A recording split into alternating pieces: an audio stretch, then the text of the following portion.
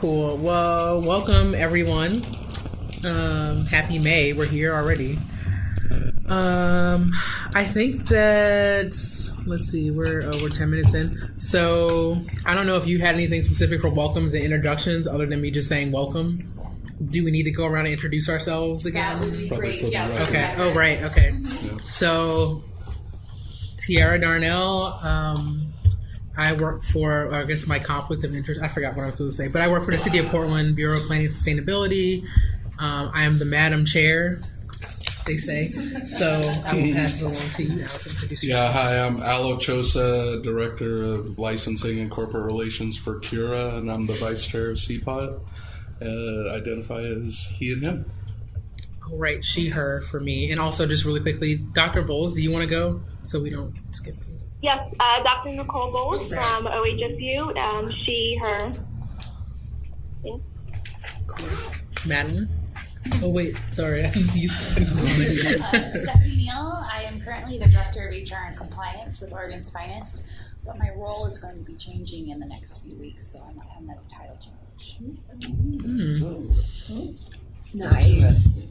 Madeline Martinez, I am on the board of National Normal, and I am the only Mexican First Nation woman on that board. And I plan to keep that way. And anyway, I'm just kidding. And I'm also the Executive Director of Oregon Normal and the owner of the world famous Cannabis Cafe. And I keep saying that because I wanted to reopen that. Yes. You better keep saying that. Yeah. And that's it. Catherine Kleinak, and I am a project manager at Prosper Portland, and I manage a contract with New Leaf Project that provides technical assistance to cannabis entrepreneurs of color. Dr. Rachel Knox, Chair of the Oregon Cannabis Commission, founder of American Cannabinoid Clinics, in cannabinoid and endocannabinology, cannabinoid medicine, and endocannabinology, medical chair for Minority Cannabis Business Association, and board member for New Leaf. Oh, I forgot to say that. I'm on New Leaf as well. Sorry about that. There's nothing I can do about that electrical plug. Oh, no, it's okay. The waiting part. Danny Rowland, Fleshner Construction. He, him, his. And I guess that's it. Hi, Serenia Brown, admin coordinator for the cannabis program with Civic Life. She, her, and hers. Tinye Weoka, policy coordinator for the cannabis program, Office of Community and Civic Life. She, her, and hers. Brandon Goldner, they let me supervise the cannabis program. For some reason, he, him, his. Tim Zimmerman, Indoor Cultivation Systems, he, him, his. John Monteleone, Fidus Family Farms, he, and him, his. Does anybody have anything that they've read since the last time we met that may be of interest that you want to throw out there? Tax report. Oh gosh. Yeah, I was going to say the auditor's report. I mean, I have a laundry list of options, but I just wanted to open it up to anything that's... Well, hopefully... I thought it was odd that last time I mentioned that I was kind of curious as to what services the police department provides for $2.5 million. Yeah. I was wondering the same There needs to thing. be a And breakdown. I mentioned it, and then all of a sudden I read about it. I was like, whoa, what happened? Because I thought, I worked as law enforcement, Department of Corrections, and we have in-service training. Nobody gets special training for $2 million. You go to class, you learn, and then you're an expert. Drug. I appreciated the auditor's report also because it made it real clear that there was $500,000 accounted for and 2.2 that nobody. I mean, it was kind of accounted for. Not only that, there is a requirement for them to report Right from the original what they're doing. decision. Yeah.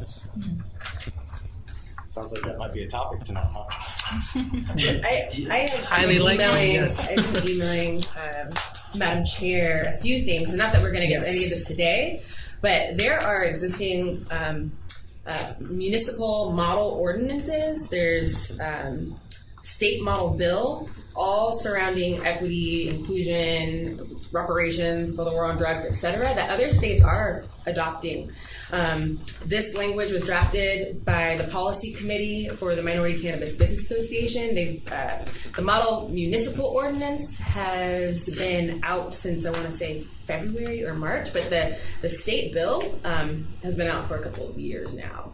And so I would encourage us to look at some of the things that are already being contemplated in other states and other cities, so that we're not trying to reinvent the wheel. So it's MCBA minority, or the Model Municipal Equity Ordinance.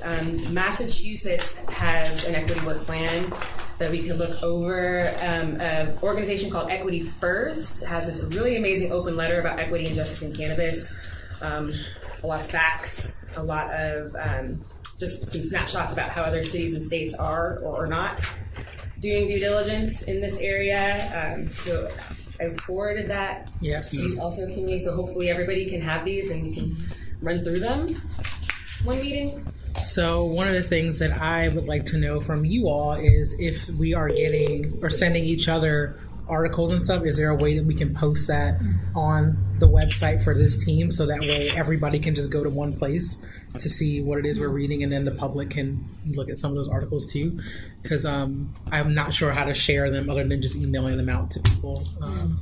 But that might be a good thing. And then people, because I also don't want to assign homework in the interim, but also there's a lot of time between when we meet, so it would be easier if people read then versus coming in and explaining what we read. About homework, may I just say? Please. I mean, I'm here for homework, but I'm we also... all have things to do. Yeah. But we are not going to get work done as this team or committee if we're not doing homework. And from experience with the Oregon Cannabis Commission, quarterly meetings, at least we meet once a month, is not going to get the job done.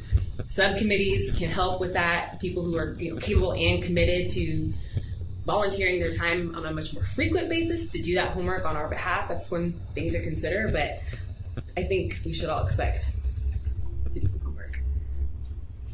That's all I'm saying. I heard a doctor, so I'm, yeah. But then I also have... This is a lofty endeavor. There's so much. We're trying to right wrongs that are already written into statute. It's going to take a lot of work. I've been going back, and so my reading has been looking at, especially at the end of 15, when a lot of the policies were created, and going back and reading minutes from city council meetings and the people who testified at those and the reasons that they gave, and all the crazy scare tactics that were used for certain things, and 3 years later we haven't seen any of that. And so my reading's been kind of just going back and trying to understand how we got here, and actually it's pretty interesting. A lot of names pop up in those, and I'm like, oh really? But so you're absolutely correct. There's so much,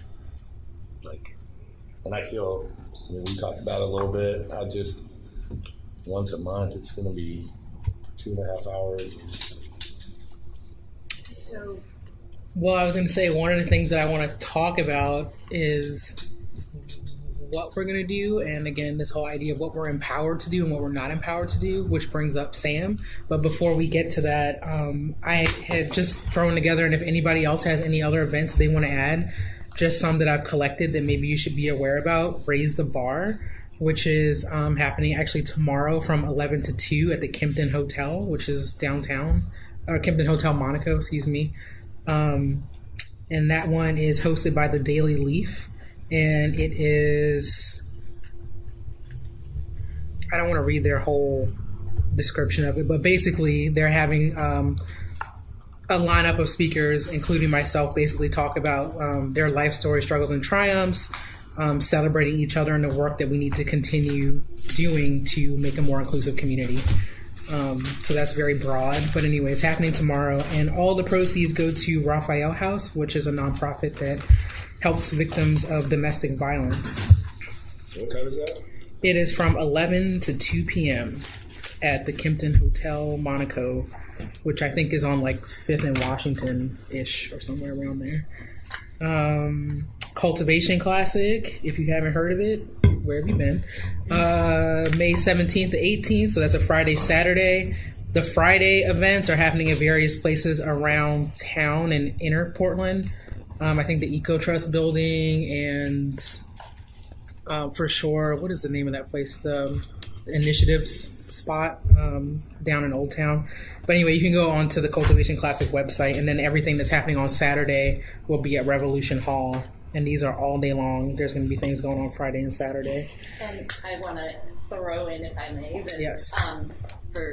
I'm sure you all are aware of this, but this is for our listening audience, that there are panels happening, educational panels, informational panels, and discussions happening all day long on both of those days, in addition to the other events around like cannabis judging and other things like that are taking place as part of the event. Yeah. Correct? Yeah, correct. And there is specifically, I should have written this down because I just realized I forgot about it, but there's a networking event. If you go on the Cultivation Classic website, the whole lineup of everything is there, but there's a networking event that's happening on Friday evening, I want to say from like 4 to 6 sounds right. I had hoped that, and this could be something to think about for next year, that CPOT could host some kind of event in conjunction with Cultivation Classic. So we're not just in the silo in this room, but we're actually like out amongst the community. I have a comment about that. I have comments about that. You go first and I'll Okay. Yeah. Like, I would, if it's possible, somehow, that we're always aware of every single cannabis-related event going on in the city.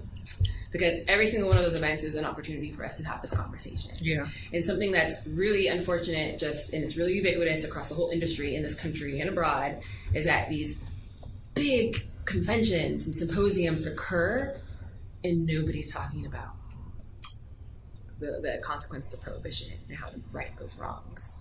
And unfortunately, that's something that everybody is accountable to. So my point in saying all that is that I feel like we all need to know what's going on, and we need to have like a method of approaching people that are hosting events in the city and encourage them to include us or other equity programs in the city, like, and make that a request, like an ask, like. So 2 things. One, there is a panel that's going to be happening on Saturday, and I think that it's in the late afternoon. I don't know all the times for everything that's happening, but Amanda Chicago Lewis, who's a reporter for Rolling Stone or and a few other publications, she's going to be interviewing some folks from Oakland and someone else who I think is from Massachusetts who worked on some of the policy that you just mentioned. Great, but I don't think that there's anybody from Portland who is on that stage. So I agree with you in that, and I would say that I wanted to put something together, but it felt like I was going to have to carry all the water, and with 2 weeks to plan something, it wasn't going to come together. But I do think that there does need to be a central hub for, and then maybe this again could be on the website. It's something that came up before, but people should be sending their events to the cannabis policy team, or you guys, City of Portland. I mean, it would be nice for the City of Portland to have a calendar of events that are happening, even though, or not just our own. And also social media is where everyone lives. So I've been asking these questions about how are we marketing the fact that we exist and who we are and what we're doing. And I don't have an answer for that, but I'm just putting it out there that needs to be, Because that's one of the things we're talking about anyway, is marketing. So what better way to have a calendar of everything that's happening? Right. So. Yeah. And this opportunity that came up that Tiara was aware of and brought to my attention, we did everything in our power between the two of us to try and make it happen so that it could be an opportunity for you as a group. But because we are in a large bureaucratic organization and there are parameters around how this group as a public advisory body and as public officials can participate and promote the work that you're doing. There are layers of approval that we needed more than 10 days to get through the process. Right. So now we know that, but Cultivation Classic will happen next year too. None of us has to represent CPOT at those right? But all of us do a lot of different things, Yeah. for sure, right? And so by virtue of us being on this team, we're recognized as people who know a thing or two. And even if they're at the event this weekend, they're featuring you and what you do, not CPOT member. It's still important to have you there because you do work with CPOT. I agree, You know? and I think for me, I'm still just feeling out what I can and can't say because it Well, you feels can very speak from- restricting. You can speak from, I mean, I have to do this all the time with Yeah. the commission. But I can still have my own opinions and beliefs. But Right, they're the beliefs totally. of Rachel. Yes. Right. They're not the beliefs of the Oregon Cannabis Commission. Right. Yeah. And once you make that clear distinction, you can say whatever you want. And that's a really good point too, is that what Tara had been trying to pull together for the group was an opportunity to say, hey, meet your cannabis policy oversight team and bring in, I think you had wanted to bring in New Leaf and bring in some Right, of the some of other the people who grantees received and the- talk about like, look where your cannabis dollars are going back into the community, meet some of the people. And it's an awesome idea, and we got the okay to do it, just we couldn't get the okay to do it in that time frame, unfortunately. So it's possible. Doing something like that is possible. And one of the things that I found out from Ashley that I wanted to tell you guys during this conversation was that she's the advisor in management around the advisory body's work. She said, if you wanted to, you could plan in advance to do something like that instead of having this meeting in this room. And then we could say the July meeting is going to be at such and such public space. We promote it, we bring in everyone, and and then we can use the full power of the city to promote it. And all you have to do is just kind of run the overall kind of talking points and agenda through a couple of different approval layers within bureau leadership, and then also That's a great idea. other And layers. I agree that this is, I mean, yes, City Hall is should be accessible to every Portlander, but I think a lot of people don't feel comfortable coming in here. Yeah. And so, yes, having these meetings in a different place might help that. And also, it doesn't have to be Cultivation Classic. There's a couple other events, I don't know if they happen annually or not, but if anybody knows of anything that's happening, I don't know how much time you need. It's May now, but if there's something that's happening like in September that we could start looking forward to now and plugging into, then that would be great. Yeah. I think if we have at least a month's notice, then we can get through the internal approvals, build out what you want it to look like, get through the internal approvals, do the promotion within that time frame.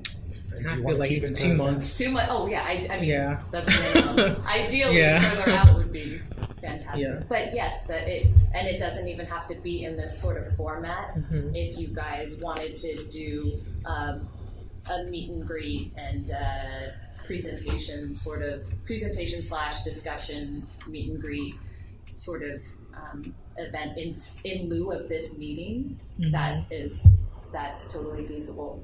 And if you wanted to not have these regular meetings here in City Hall, we can totally make that happen too. So, Okay, cool. you guys, if you wanted to, we could go have 1 month in, or a couple months in each area of town, different neighborhoods, different community spaces. These are all feasible. Yeah, I think that would be great. Brandon, please. A couple quick things on the sharing of the articles and the public calendar of events. The cool thing is that our bureau now has an interim comms person. We had a comms person for a while, then we didn't. Now we do again, and then we're doing a full recruitment for a permanent communications director, essentially. And I was just talking with her about, hey, we need to start using the Cannabis Program's Facebook page to start sharing stuff more. And so we are meeting to talk about what kinds of things are we allowed to share as a city of Portland, and then, okay, let's get on a schedule and let's do it frequently. And so I will also ask about a calendar of events, same thing, what can we share? And then having, it makes sense to me that there'd be some kind of a feedback mechanism between you all and also with the program, but between you all, that you could kick stuff up to the program to then share and promote as we are allowed to do. And I think that like I'm always very excited to ask those questions about what can we do? Let's do it. So yes. Steph, Ralph, is Yes. that who? Okay. And then the last, just because I don't want to spend too much more time on this, the last two events. Chef Megan DeCave, she's a black cannabis chef here. She's doing something with another chef, Jacobson Valentine. This is going to be on Saturday, May 25th at 9, and it is a hemp CBD infused fine dining experience. In Bloom, a festival for cannabis lovers, Broccoli Magazine is hosting this. It's May 31st. So Friday, May 31st to Sunday, June 2nd. And there's a bunch of different things happening all at the Jupiter Next on East Burnside Street. Do you have that list, something you can email to us? Yes. Yes, I can do that. I will make a note to do that. Dr. James, my mom, is speaking at the Broccoli. Oh, yeah? On which day? Do you know? On June 2nd. Okay. Cool. You guys want to check it out? Yes, check out your book. And my understanding is as long as there's a strong information and education component to the events, we should be able to post them and promote them or share them through our avenues. When do you expect to have a meeting with Steph where you could let me know? It is next week. Okay.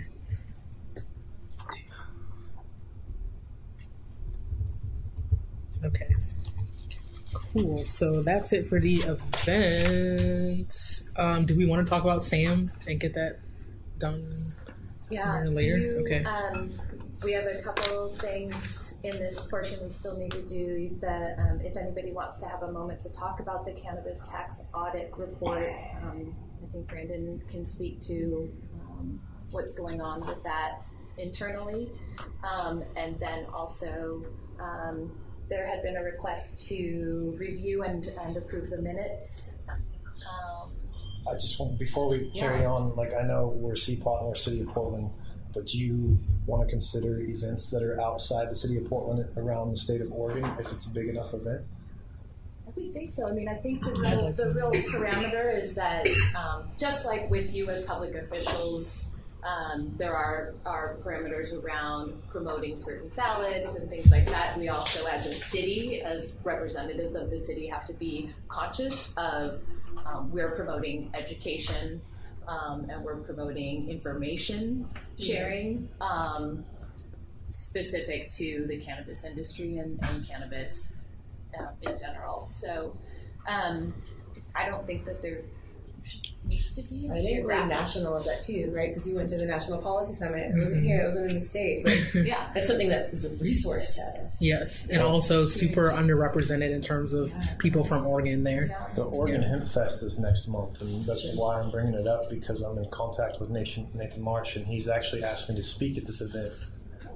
And I got the email this week, and I have still decided whether or not I can do my homework and put in the time to get down there. So if it's something that everybody's interested I'll be speaking in, there as well. Where is it? It's in Oakland, Oregon, so southern.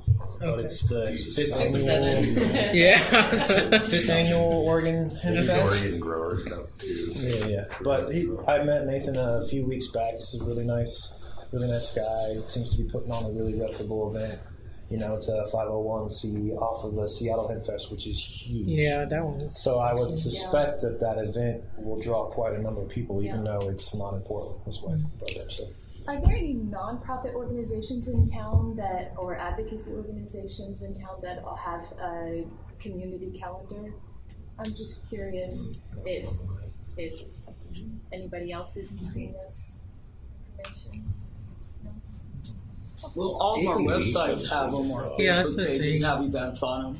Okay. You know, I know we have a monthly meeting and we have our events on there. I was wondering if it would be a role that New Leaf might be interested in playing, or.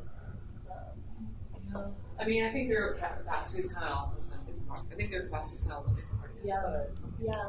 I mean, I feel like definitely in terms of the advocacy at events and making sure there's that the conversation around racial justice is like centered at these larger. Like, I feel like they could definitely play a role in that.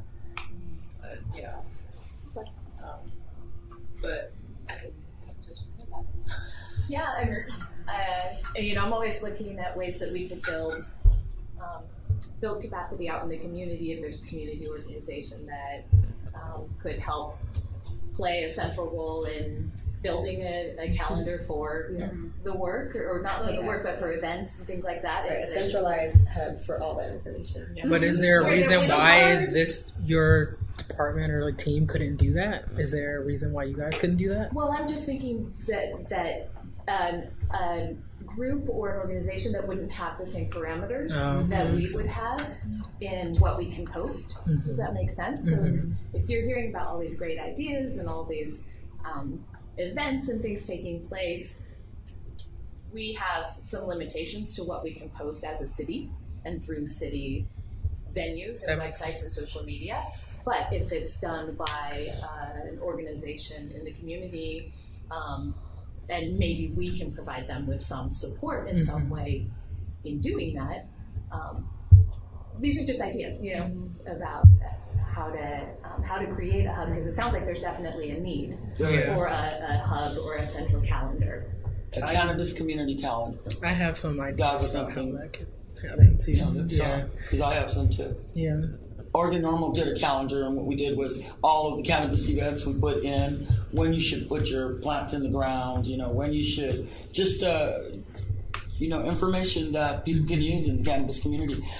And a lot of us have, like the Seattle Hemp Fest, the big Hemp Fest, the big granddaddy of Hemp Fest is on the third weekend of August. And people always plan their thing on their event on the same weekend, which is they're wondering why no one went to their event because they're all in Seattle. And how diverse it was there. I think it's really important that we schedule and that we know each other's schedules. Yeah. Cannabis Farmers Almanac. Yeah. So that's what I have on that. And the only reason I was asking about the same things because I kind of feel like his reasons or should be discussed as we're talking about these other things. So, absolutely. Yeah. I received Sam's notice of checking in with Sam after the last meeting that he had missed. He let me know that he was considering stepping down from CPOT. And then in follow-up conversations with both Brandon and I, he let us know that he's extremely busy, and he also expressed some frustration with the limitations and parameters that are put on being a part of a public advisory body for the city. Also, some frustrations with the speed of progress towards forming recommendations, and also forgive me, I'm forgetting the third component. But that was kind of the gist of it. And with the positioning of the advisory body as being one with really limited direct contact with decision makers at high levels. So he was hoping that the group would have more direct oversight and decision making power. Rather than recommending and making a report. So, is there an opportunity to request more involvement? So the biggest catch that we had when back late last year when we knew we wanted to reconvene CPOT was the conflict of interest piece was the hardest thing to get past. If you have people who are most knowledgeable about this stuff, which is you all, who may have advocacy ties or business ties in the work, again, those are the people who know most about the work, but that also means then that there will be these, if it is we are making the policy or we are talking directly to council, it would be an actual conflict of interest from which you'd have to recuse yourself from that decision making. So the reason why CPOT was structured such that it makes a report that goes to the director for her consideration was specifically so that we could have folks at the table who know the most about this stuff. That was the balance we were trying to strike. And I also want to say on a personal level, really quick, if you don't mind, like I've worked with Sam since I have been in the program for years, and I was sick that day, and I called him, and I was like, I was not happy that he didn't want to keep participating because I respect him a lot, and he has pushed me as a professional, and I appreciate what he does and who he is just as a human. So I just wanted to share that piece, but that was the reason why. So if this body were making policy or were delivering it directly to council, it would have to include 0 people who have direct business interest in that policy that may affect their business / advocacy, that kind of stuff. That was what we were trying to get past. I have a question. That's so interesting. Yeah. So that makes total sense. I mean, because honestly, But also, I'm a walking conflict Right. of interest. There's got to be when it some comes other to all advisory this, multiple businesses and multiple jurisdictions and related to cannabis. But so, and I understood that coming in. So when we make these reports, is it just kind of a farce, or is it real? Is it considered? Is there actually? Well, we're giving it to Sue, right? Yes. And then she is going to say, like, here's all these professionals who deal with this stuff on a regular basis. And she's going to take it. She's basically. I mean, I understand that. She's basically. Well, I'm just saying. I'm talking about for my own understanding. So she's basically taking it to the city council, buffering us out of that. But we're the ones who have recommended that. There's a risk of that. Right. And so what happens, Yeah. what it's designed, and let me preface this with, you are also free as a group to advise that there be a different sort of a group, right? This is what has been designed at this point. And one of the recommendations that may well come out of this is there needs to be, in addition to this or separate from this, a task force or a separate targeted technical roundtable or things like that. But in addition to what you create, the recommendations you create via report to Sook, the program, Brandon and I and others in the program will create a companion report to go with that to Sook. So that those two will go together to Sook for her consideration and potentially providing those upward to Commissioner Hugh Daly and to the rest of the council if they determine it needs to be put into action. And a couple more quick things. First, the bylaws of CPOT should change, and I think that we have 2 specific changes we want to make. One is to allow for subcommittees, and the other is to create a range of membership. Those are both small changes, but the bylaws can and should change. Again, as Kine said in the course of these conversations, that's the first thing. And the second thing is, again, I'm old with the program. Like I'm keenly aware that my name is sort of like old ONI, old cannabis program. I remember the old CPOT, and frankly, I will just say that I didn't want this version of CPOT to be a waste of people's time. I care about that, and we have these very well-defined restrictions, and particularly because the city over the last year or so has been hyper-vigilant on the public advisory stuff, right? We're getting the citywide consistency with public meetings and public advisory things. So I think that just to say, that's it. Well, I had a quick question. So I know that there were 2 things on the auditor's report that we responded to. And one was the grant review that we were going to provide a member to. And another thing we responded to was saying that we wanted to be part of a tax allocation oversight committee. But is that in place? Or is that something we need to kind of say, like, hey, we want to be a part of this? Or is that as? I have some views on that. So I would like it to be yes. So here's, but it didn't seem like in the report we had any power or something. Not power, but influence in that. I remember the steering committee before was, I sat on the steering committee, and that was separate from the CPOT. Yeah. Okay, sorry, go ahead. Oh, no, you're good.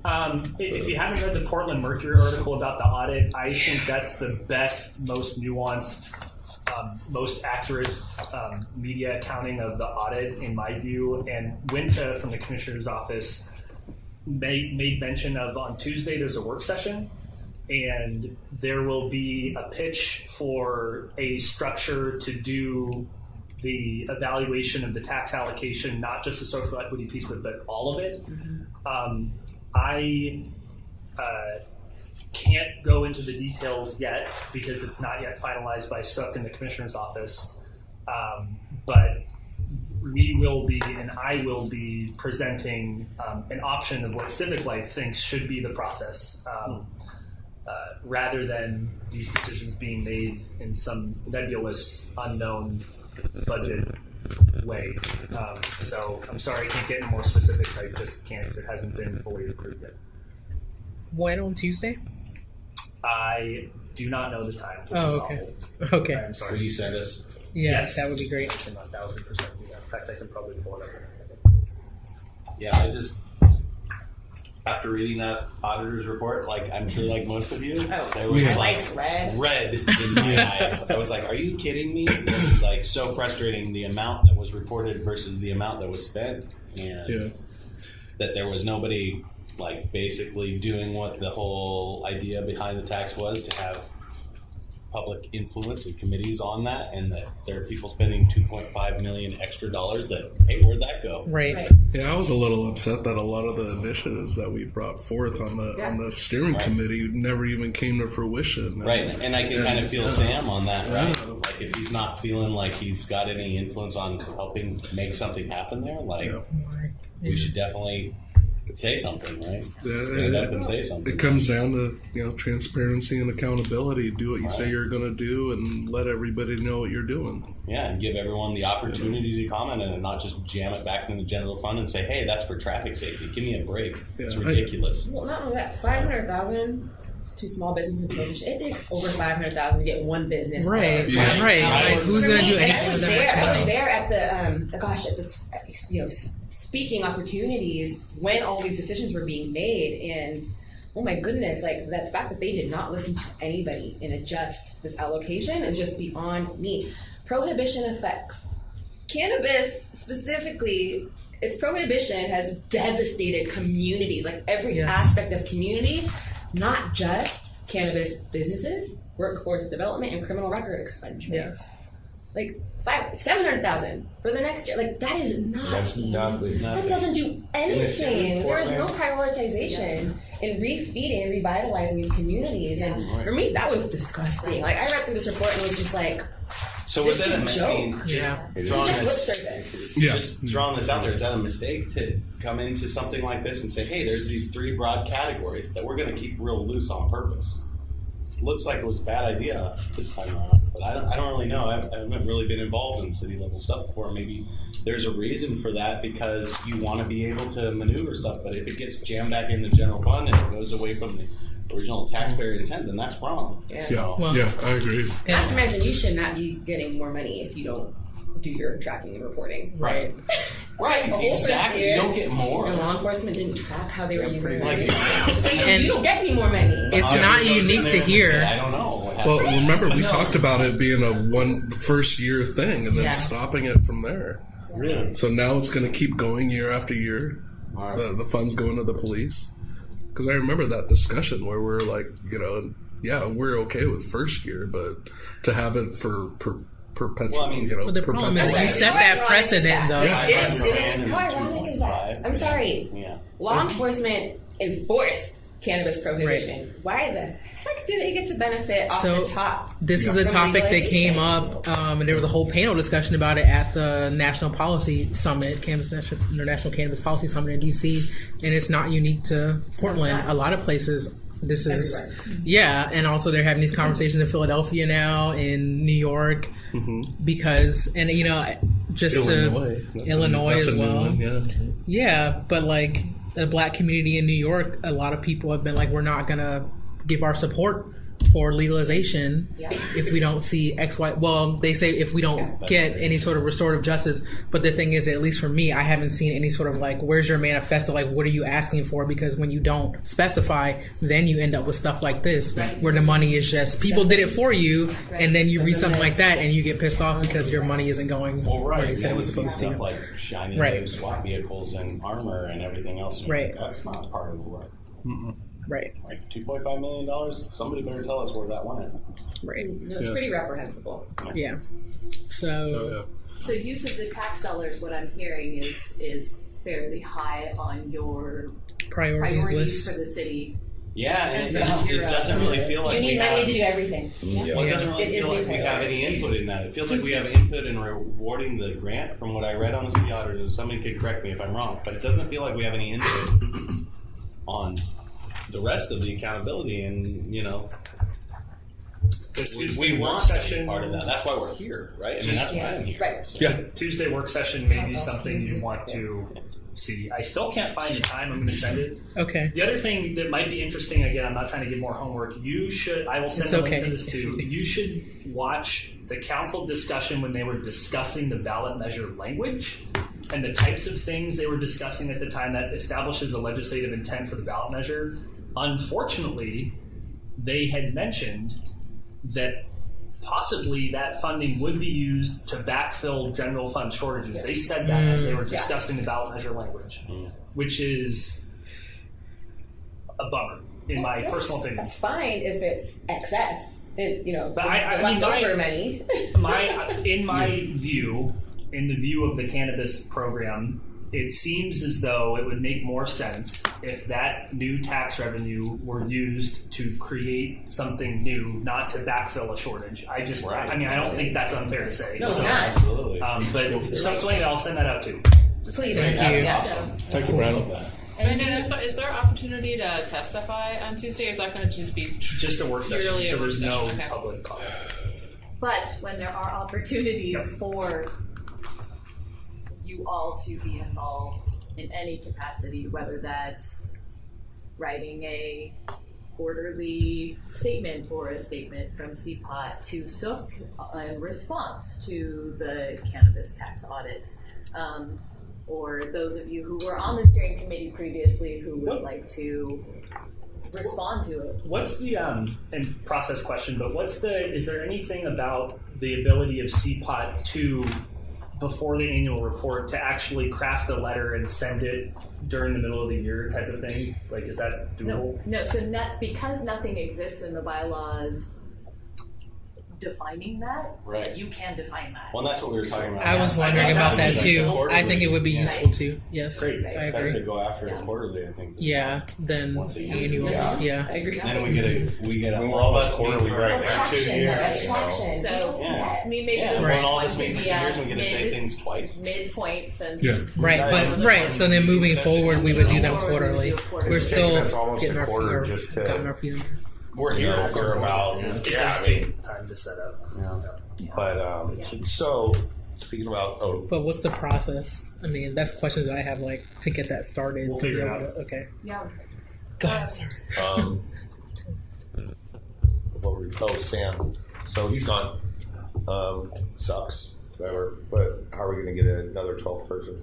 So because enough time has passed between the initial recruitment and this point in time, we're required to do an open recruitment.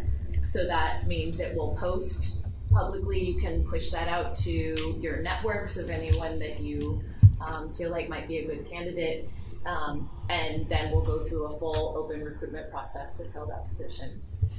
And that was part of, I think it would be useful for the bylaws to not have a specific number of people, but a range, 12 to 14. Another thought that I had, and I don't, maybe just to pitch the group, like, should we, in that case, if we did that, should we recruit 2 people to get the group to 13, and then if someone else for whatever reason, were to have to leave, it would still be in the range of 12 to 14. I don't And know. I think we still need to check with Ashley about whether or not we can have a range if it has to be a set number. Oh, really? Yeah.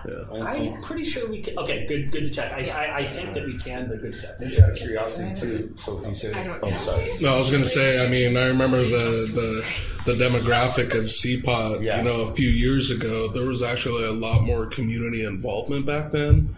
Representatives from neighborhood associations, the Hispanic Chamber, you know, folks like that were non-cannabis related. You know, Kind of the mission I felt then was because we were getting so much pushback and freakouts from the neighborhood associations about the hysteria of cannabis becoming legal and shops everywhere, and oh my god.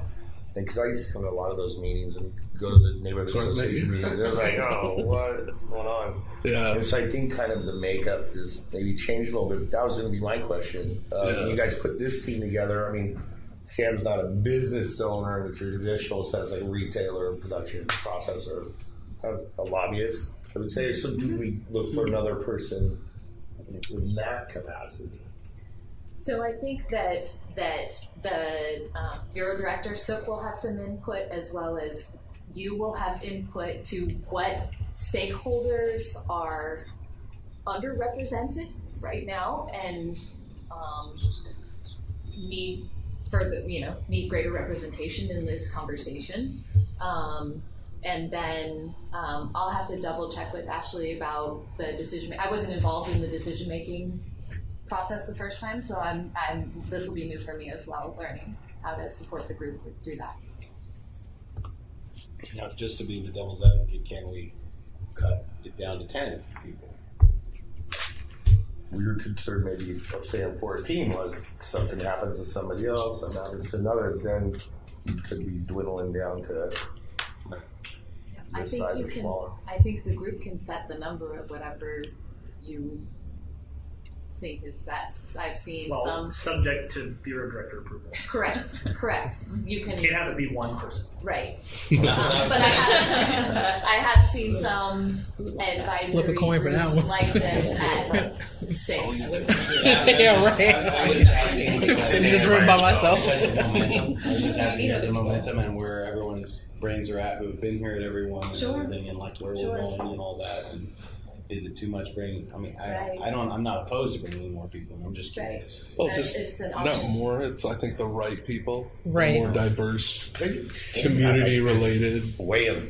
I mean, navigation. That was, you know what I mean, and that I think could have been something really useful and important for the team. Understanding.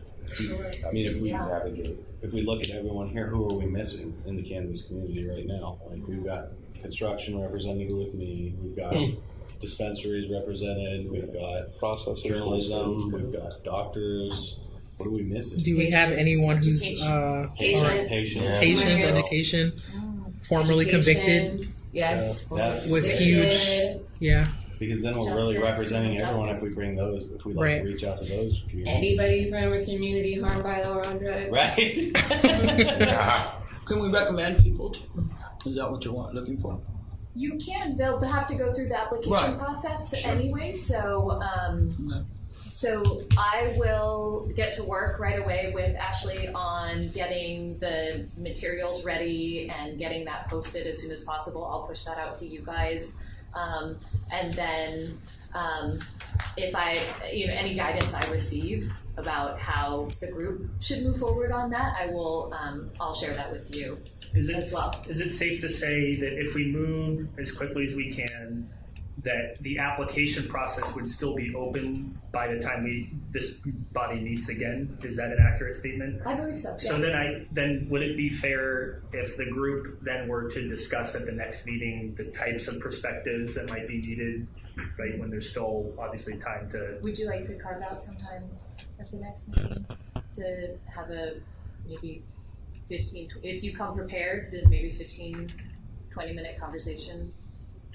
So we would do that, and then so that would put us in July. We would have that person in place presumably by July. Yeah. I'm just curious. We just hit 3 of them. Right. I mean, I feel like we just had it. Hey, we're missing X, Y, and Z right now. Yeah. So we can And save that's ourselves what they 15 take minutes. You guys. We Yeah. have one I mean, I'm- representative. So then at this point, so I just like, I'm like, let's go. no, thank you. So at this point, we can or we cannot change. We can or we can't have a range. You have to find that out. We're only going to add one more person. We're not going to, if we're saying we're missing 3 perspectives, we can't take this opportunity to. If you can give me the perspectives you think are missing or stakeholder positions and experiences that are missing right now from the group, then I can get back to you with how many people we can move forward with. We could also, I think at any time, right, decide to have an extra meeting. If something happens and we need to move more, you need to move more quickly. That's one other thing that we learned that we learned from the trying to pull together the Cultivation Classic opportunity was, if you guys have a decision that you want to make in between meetings, you can prepare for that electronically, and then I will schedule a conference line and a public room. I have to have at least 48 hours to post the announcement on the city's website so that the public can come here. So basically, I would reserve this room and this line, the same conference line, and then post it like it's a regular meeting, except nobody shows up. Everybody calls in. And then the entire decision-making process could be a 10-minute phone call that we record, we take minutes for. Members of the public are invited to and welcome to come and listen in. But the whole thing takes place through that conference call, and then it's documented. It's been, the public has been notified, and then everything will be posted afterwards. So that's also an option for in between. We identified patients. Yes. We have an attorney, right? Laura. Yes. Patients, we said educator.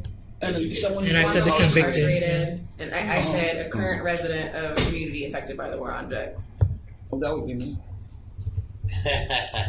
Well, but I think that should be somebody who doesn't have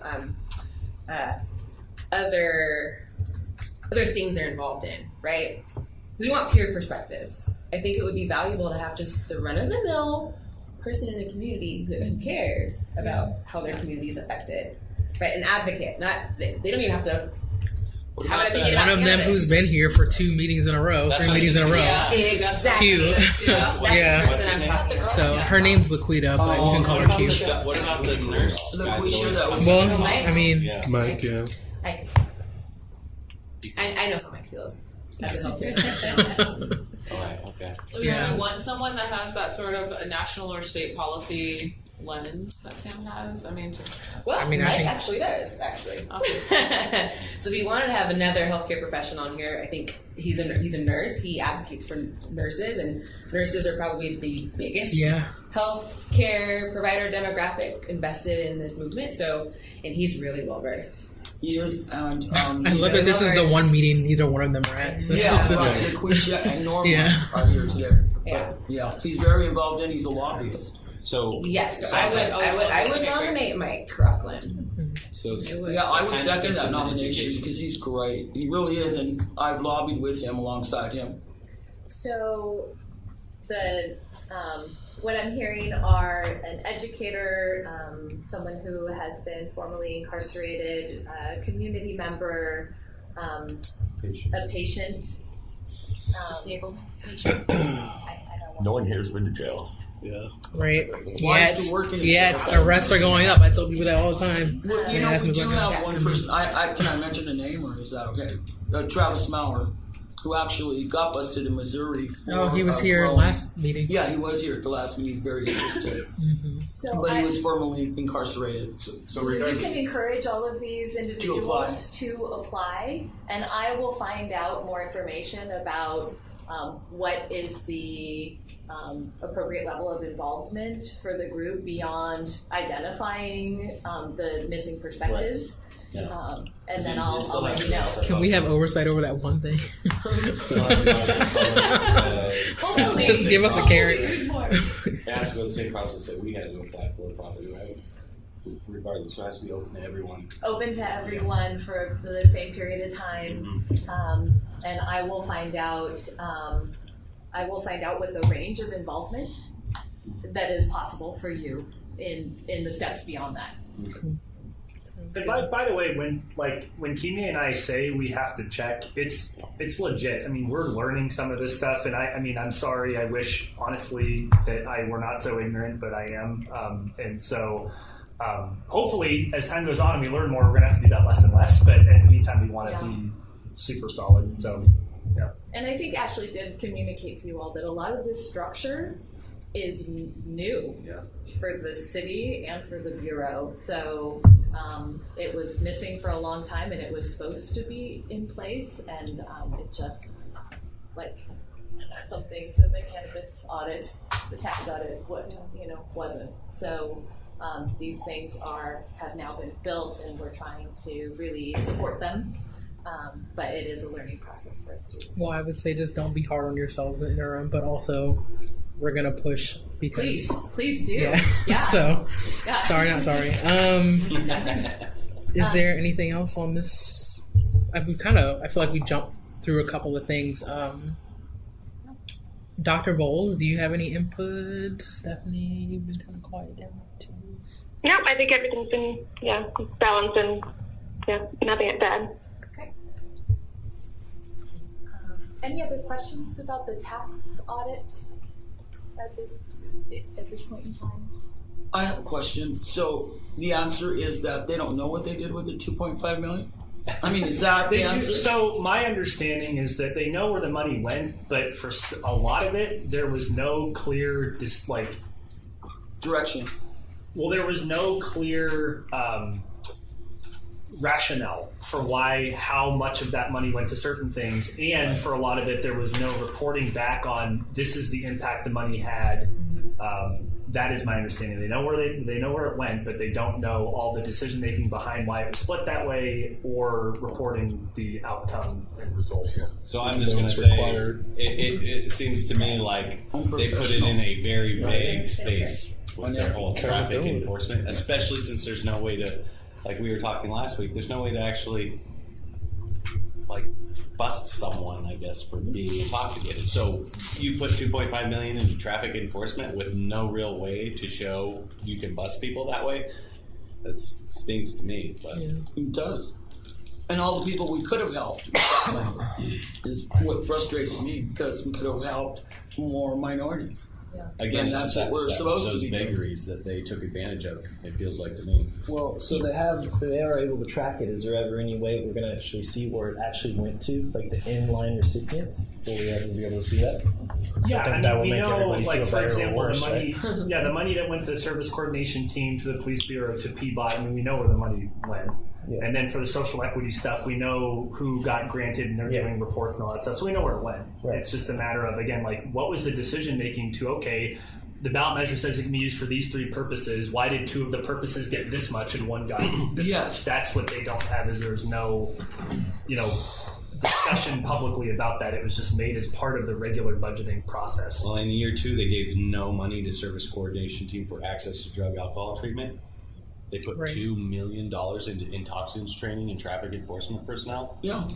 This should already be turned to What? Who makes the allocation? That's ridiculous. This is nothing new. What'd you say? Who makes the allocation decisions? That was made as part of the general budgeting process for the city. So, City council. City council.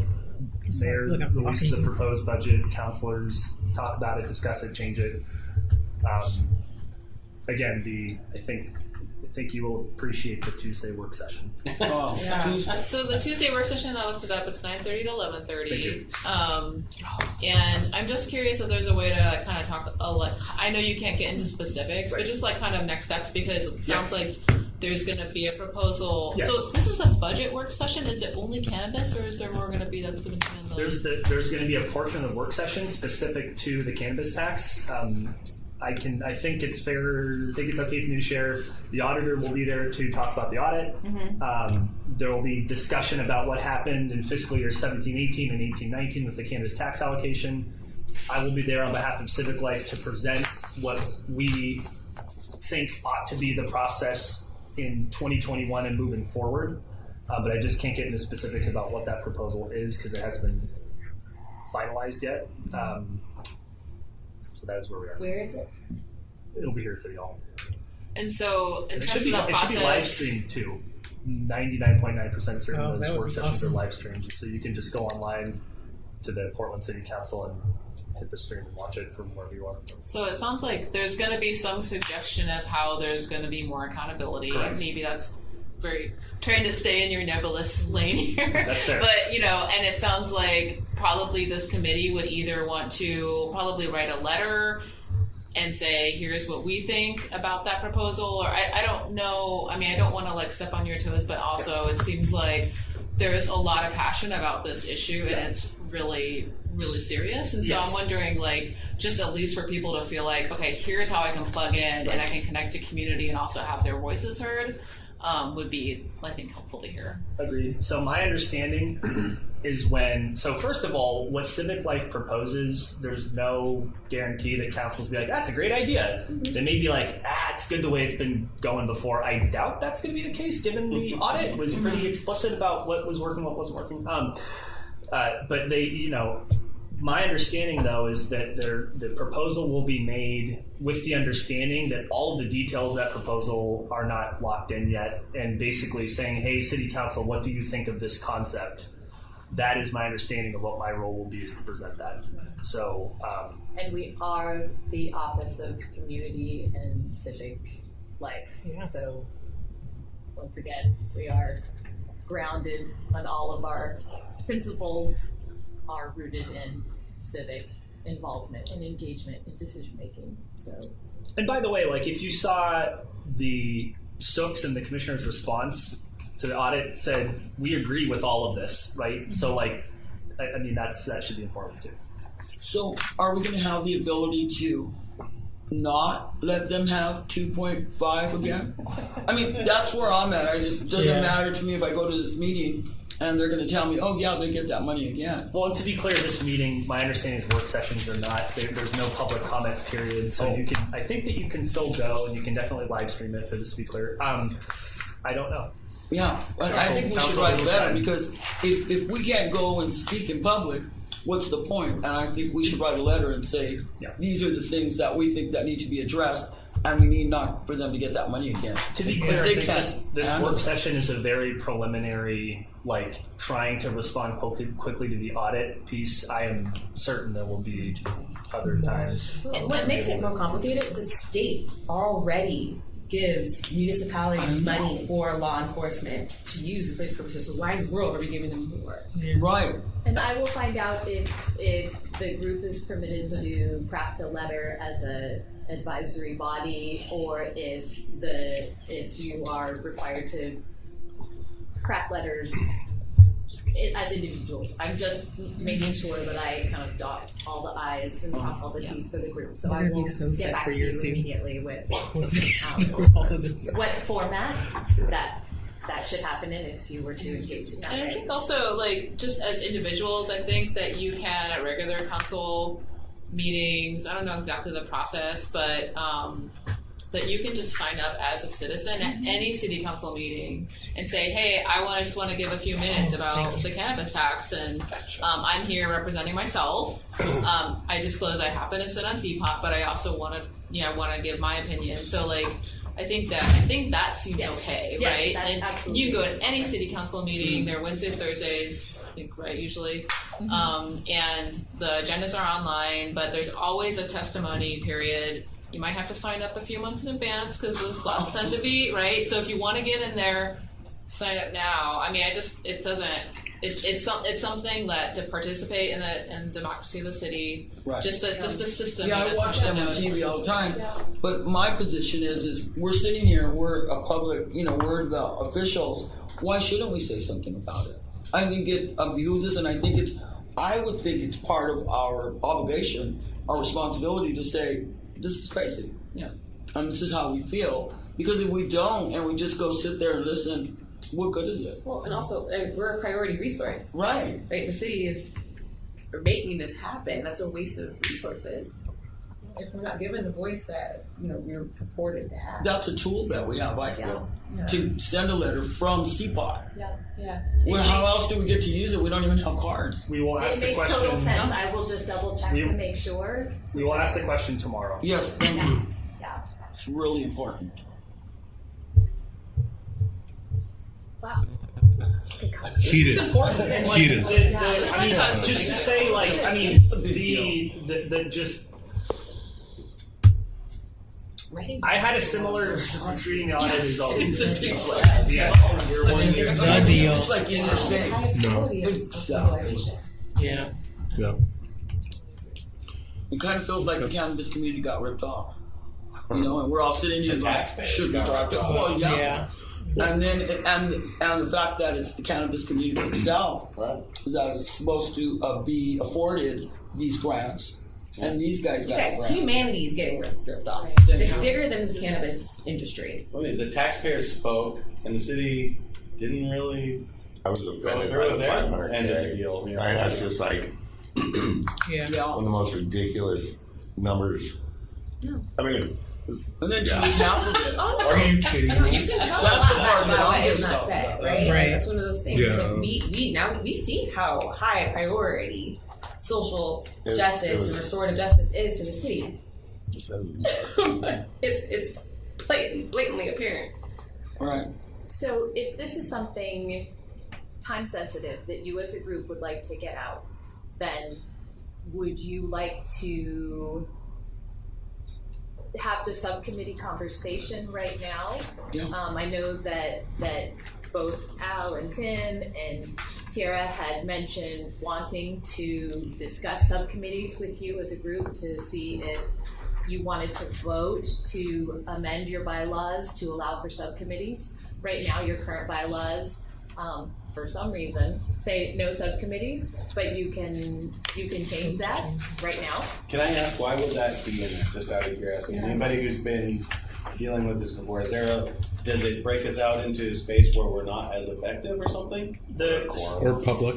So I was a part of those discussions. The thought at the time was that because you're all volunteers, that it would be, because we had subcommittees in the old version of CPOT. I don't know if Al, if you were around as an audience member for that, or member of the public for that, but that it fractured the time and the priorities too much.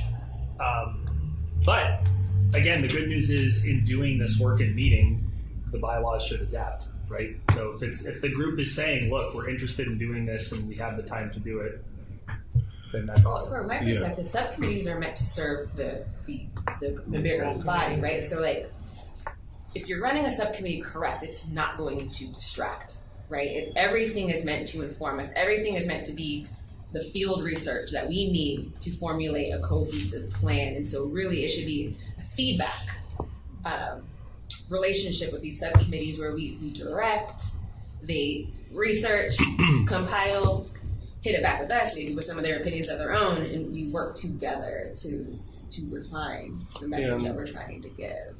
I was going to say, like, so depending on the subject matter of these subcommittees, we can bring, we were talking about bringing additional people to the board, but we could definitely bring in additional people, less time commitment, but bringing them to the subcommittee level when it's specific to certain subjects, like the tax. More of a time commitment, right? Well, you have this commitment plus the subcommittee. Oh, true. No, I was talking for anybody else that would come up. If you ask them just to the subcommittee. Well, would the subcommittee time take up this committee's or this team's time? Like, would we be doing subcommittee meetings while we're in here? Because that would just be an additional commitment for whoever wants to be part of the subcommittee. If we were bringing it back as a report here.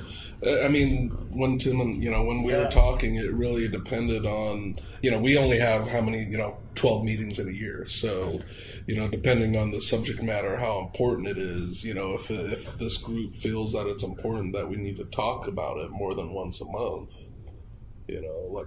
It was in hopes of the audit and the tax. Being able to get more stuff done without putting expectation on everybody to get more time. I got you. Yeah. So people would be volunteer. People with the capacity and the commitment would sign up, right? And those types of people will be there more frequently. They can't. They volunteered themselves to be that. You know, and the beauty of subcommittees is a subcommittee can last a month or it can last 3 years. Right? Exactly. They've been tasked with something to do for our benefit, and once they're done with that task, then that subcommittee can be dissolved. So what we're asking is, do we change our bylaws to allow subcommittees? Is the only decision we have to make now. We don't really know what subcommittees there might be, right? Yeah. Well, then, I think we should just do that. As far as I'm concerned. Yeah, as far as flexibility, I don't even know why. Yeah. We just allowed it in the first place.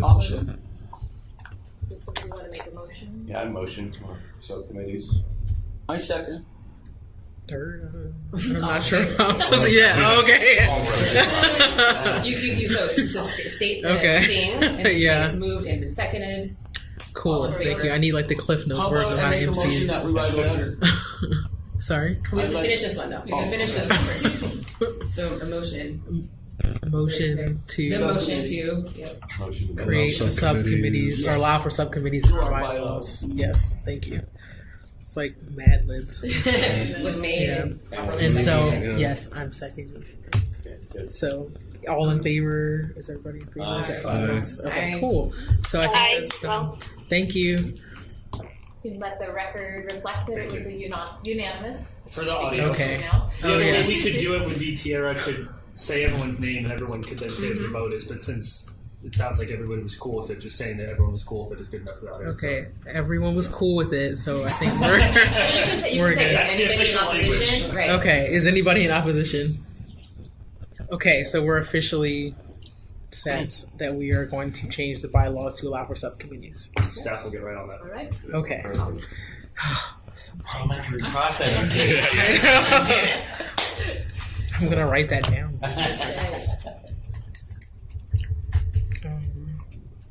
had a crash course in Robert's rules. I didn't know it. I do a lot of Bombs casual. Oh, that makes sense. Yeah. That's stories too. The last meeting, No.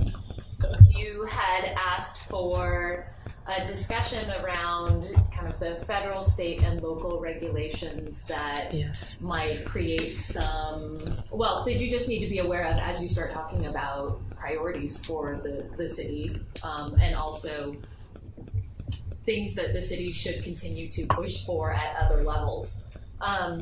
So Brandon and I did our best, and this is also an area where we could bring in a cannabis lawyer to discuss this with the group and do an educational unit as well. But at least for this part, we felt like we could produce a bit of a framework for the conversation, and then there are so many experts in experience and also in your area of expertise with your business and your personal work that we could have a pretty engaged discussion right now about what regulations and legal and policy parameters exist for the cannabis industry and individual and the broader community in experiencing the relationship with the cannabis industry. And I apologize, I wasn't here at the last meeting for the discussion, but my understanding was that it was also to understand what are the things the city could change unilaterally, what are the things the city could advocate to change, and then what are the things that the city could advocate to change but are kind of not likely to change. For example, stuff at the federal level right now, some of it may not change. So that was, I think, part of it too, if I understand it correctly. So this is just an initial grouping that you had worked on at the last meeting, and we'll come back to this later. But these were the broader categories. The one that I added based on things that had come up in conversation multiple times in the first few meetings that didn't come up in the brainstorm were this concept of the city being a connector. And a hub. Oops, sorry. You have that graphic on in front of you too. If you need to refer back to it at all, and it's a draft, so please feedback, things that the list has not been narrowed or collapsed yet. It's really just that full brainstorm list with a few things. I did collapse a few things that were exact duplicates, but things that needed a little more conversation before narrowing, I did not.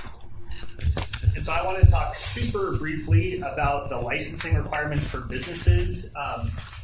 This slide is the city stuff. The next slide is the state stuff.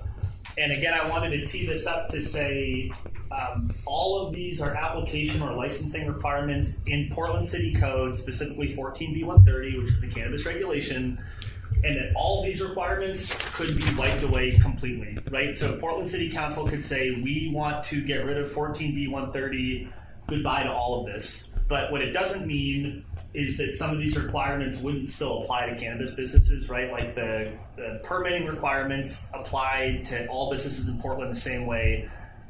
Whether they're required for a specific cannabis license is a different story, right? Like the land use compatibility statement is something a business would still need for their state license.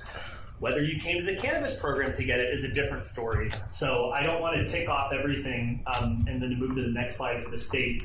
Wait, Brandon, I didn't understand. The license issuance, that's for any business, right? That's like, I'm just looking at those things. These are specific requirements in 14B130, which is the cannabis regulation. And again, then on the left is what folks are submitting, or what's the difference? I'm sorry. Yeah, so on the left, so all of this is just for cannabis businesses to get a license with our program. Okay. On the left is what you need when you apply. On the right is what you need before you get licensed.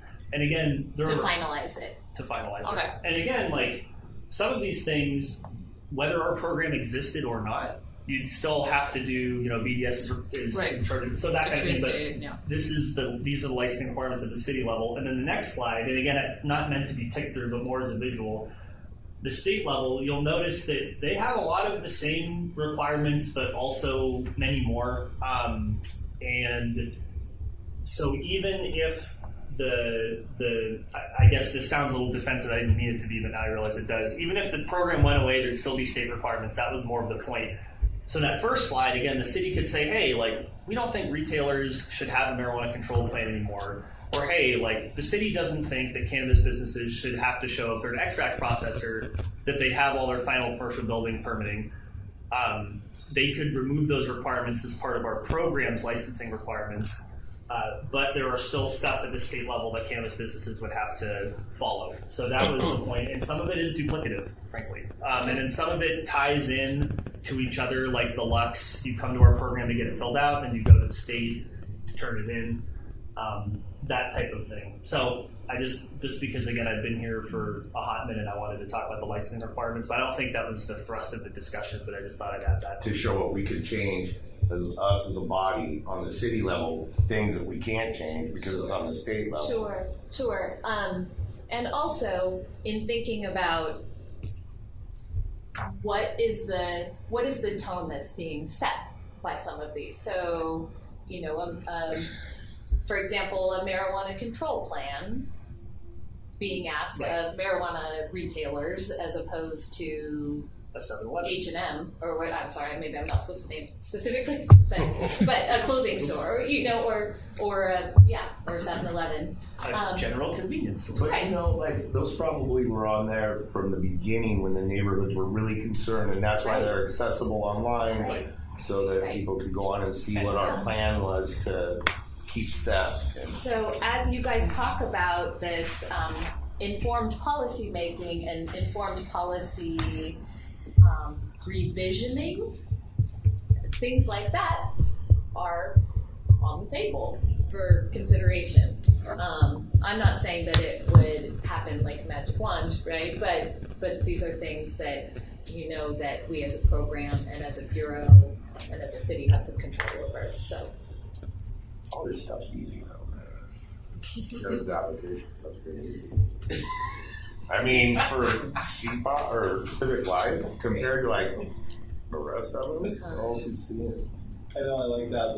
The one that says commercial building permits, like one little tick. Oh, yeah. Okay. I know. Okay, more so steps, you're gonna see a lot of those in these slides because the complexity of the legal parameters and all of the different regulatory agencies and at every level.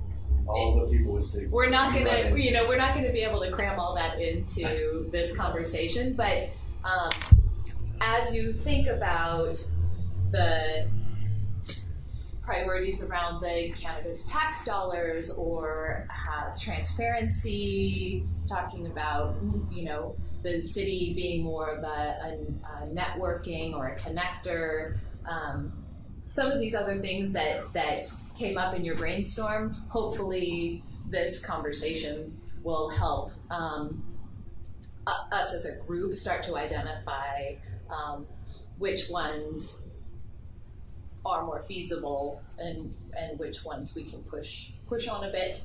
And if that matters to you in your prioritization of what we should be focusing on in cannabis policy. Sorry. No, it's good. 2 quick examples, like the advocacy part. One, like I was in Salem a few times to, on behalf of the city, say, look, we need a space for social consumption.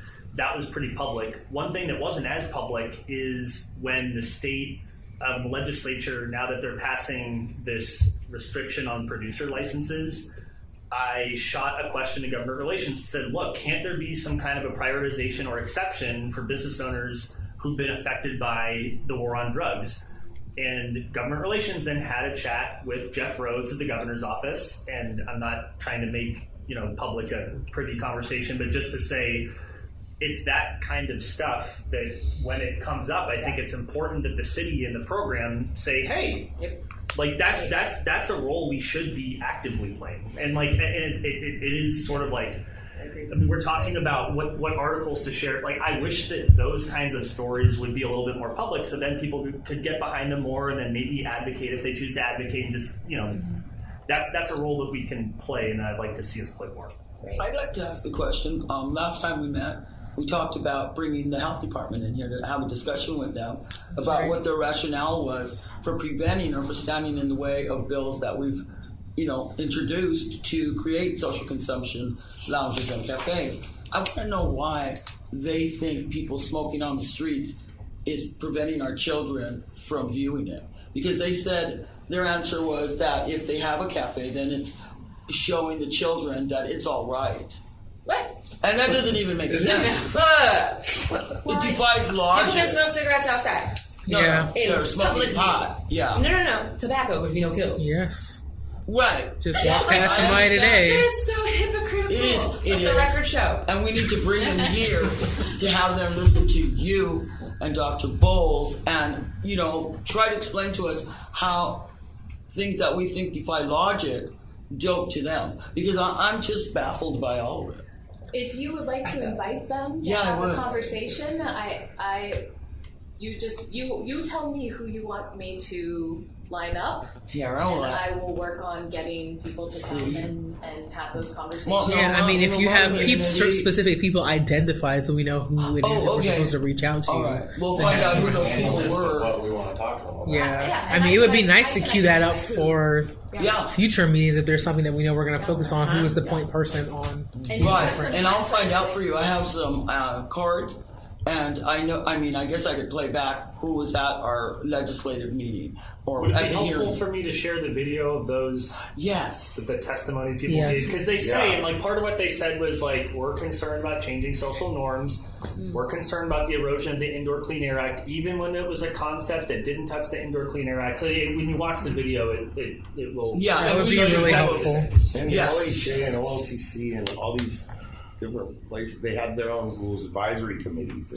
OLCC doesn't seem to care. I mean, we just got to go back to like 3.5 years ago and realize hopefully we don't stretch a lot of this out for another decade before we realize there was so much foolishness 3 years ago created.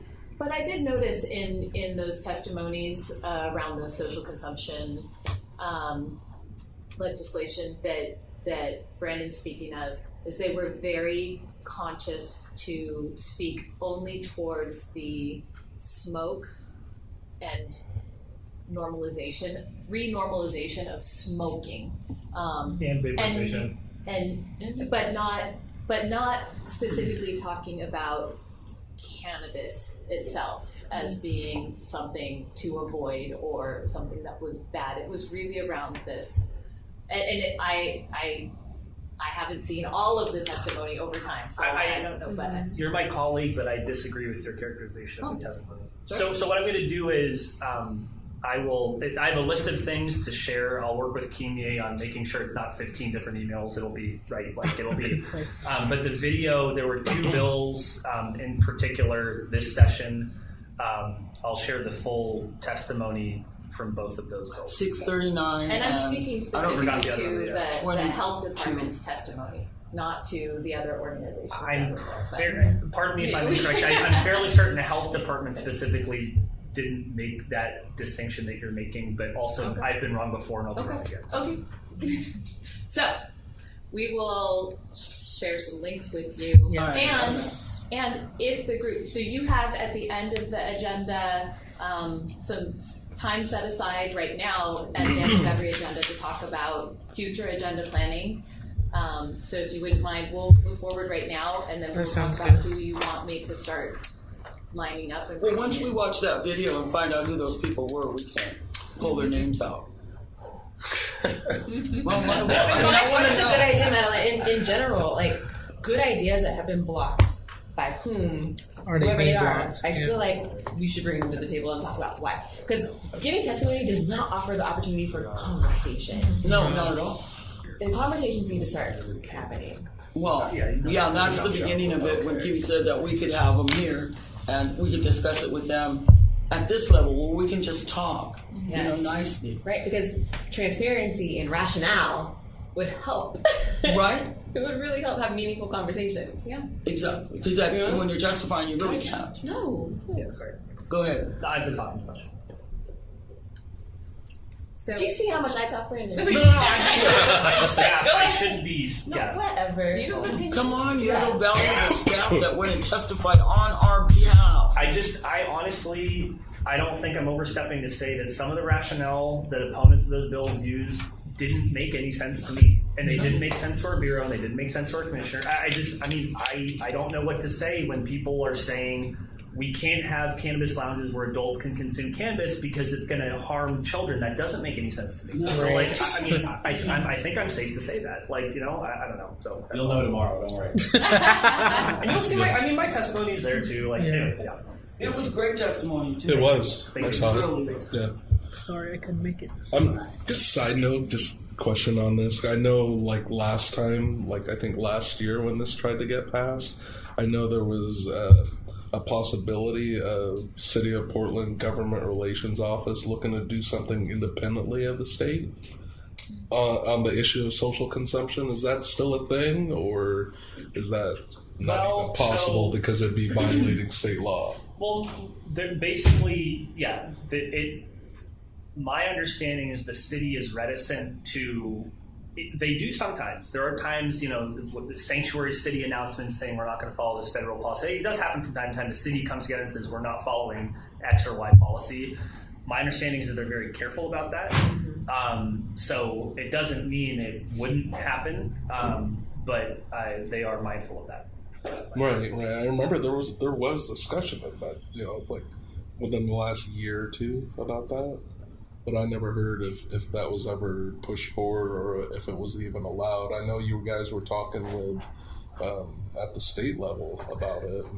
Anytime you do that, you run the risk of being legally liable, right? That someone would sue you and say the city is. So, right. But again, sometimes they do that. It's a calculated risk that they take and they're ready to defend the decision. So, but they are mindful of when they do that. Yeah, gotcha. Yeah.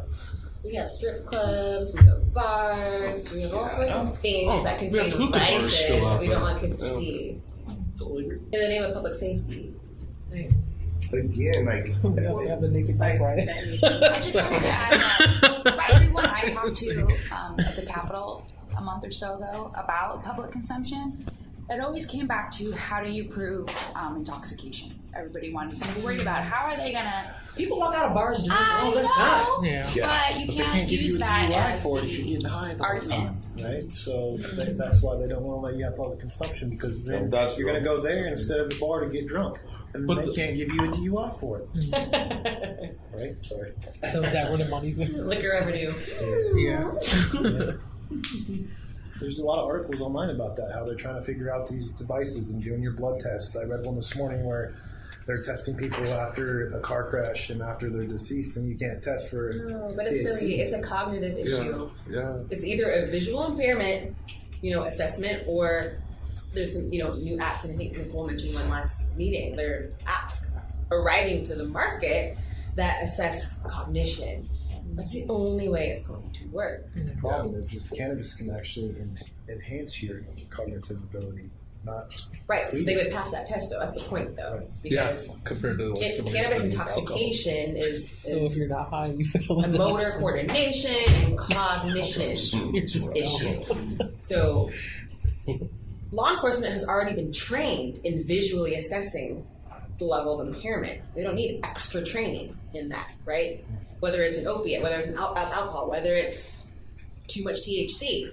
Like, intoxication and inebriation is something that we can visually assess pretty objectively. So I don't understand why we need blood tests and breathalyzers and all that stuff. They already know how to do it. And why do we need to pour more resources into them learning how? Right. Absolutely. We don't. Absolutely. Not to mention they can just say, well, you were just driving impaired, I think, so here's a ticket. Yeah. Like, they don't have to prove it. They don't have to make, they can just say, you're a reckless driver. Get out of here. Whether it's prescription benzos or too much THC, like, they should be able to make a call. Yeah. It's an interesting conversation. Benzos and weed. Sure.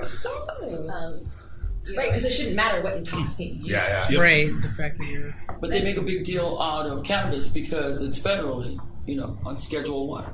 Right. And they don't, and alcohol's not. You guys, cannabis prohibition made states and the federal government a lot of money. Yes. So and we're still giving it to control. them. It's money and control. Yeah. Mm-hmm. Yeah. So you're probably all very familiar with the Schedule 1 designation and how it is impacting every aspect of everything and continues to. And more recently, the policy memo that came out of the U.S. Policy alert. Policy alert. Mm-hmm. And the Department of Homeland Security issued a policy alert saying that even if you are involved in a legal cannabis business at the state level, your immigration or citizen status could be affected. And that's another issue where I'm working with government relations on getting a citywide response to that. It's horrible. Yeah. So there have been individuals in Colorado who have had their citizenship applications denied because they had a history of working and being employed by the cannabis industry. So it also can put federal funding at risk. It impacts everything. Locally, we have. Do you want to? I was going to share a piece of it. Well, if you want to look for a second, just one other thing that I want to contribute to is when we were talking about perspectives that are missing from this group, veterans, and specifically because veterans who are also at risk of losing but their earned benefits regardless of what their status was when they retired or whatever, but they can also lose their benefits if they have worked in the industry. It's possible. I don't know if that varies. It should be. I think it's across the board, but how it's enforced might be a state by state thing. But veterans are another perspective.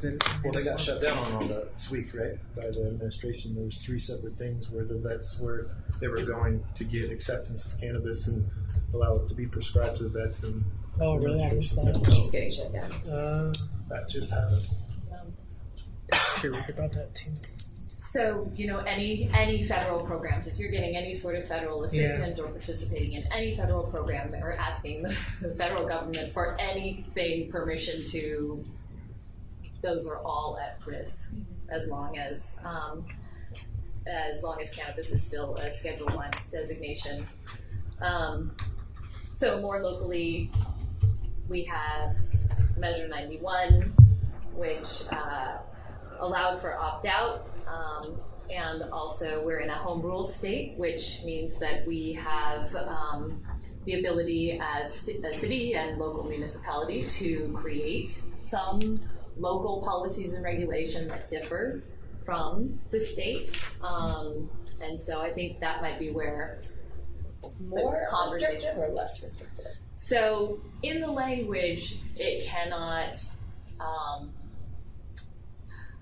my gosh, how is it framed? You'll probably know better than I, the exact legal framing for this, but it cannot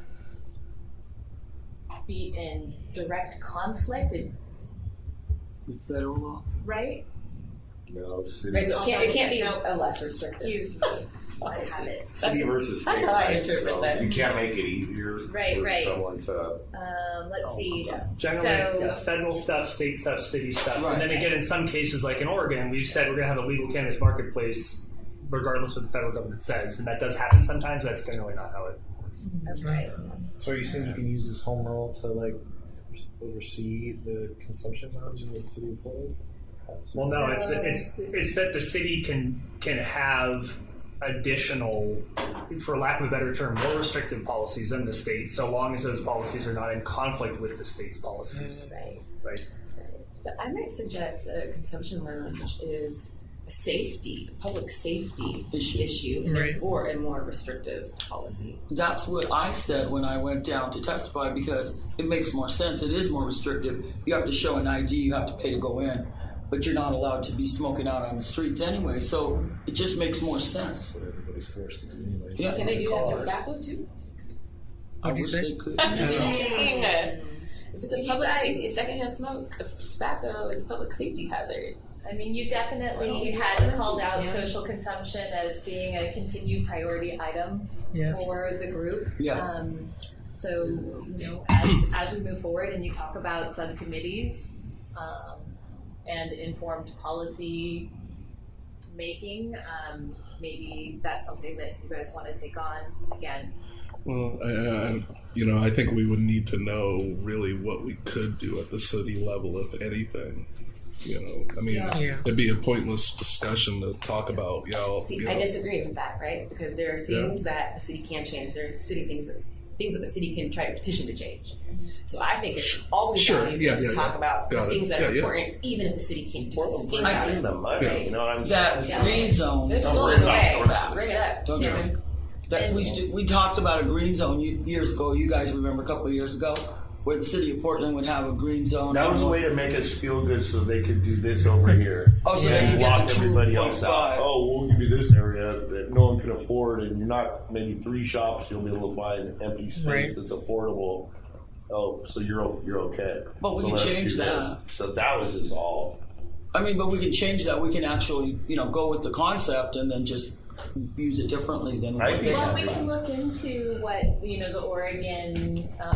Oregon statutes actually outline for home rule within Oregon, because that is established within the Oregon statutes as to what home rule looks like and what ability to pass laws at the city level and determination of kind of self-governance to a degree is allowable, and then what would be pushing against that, and what would be an appropriate level to advocate for. And I mean, Oregon has a long history of, cities saying, hey, state, don't tell me what to do, right? There's a reason why League of Oregon Cities is Oregon's oldest lobbying group.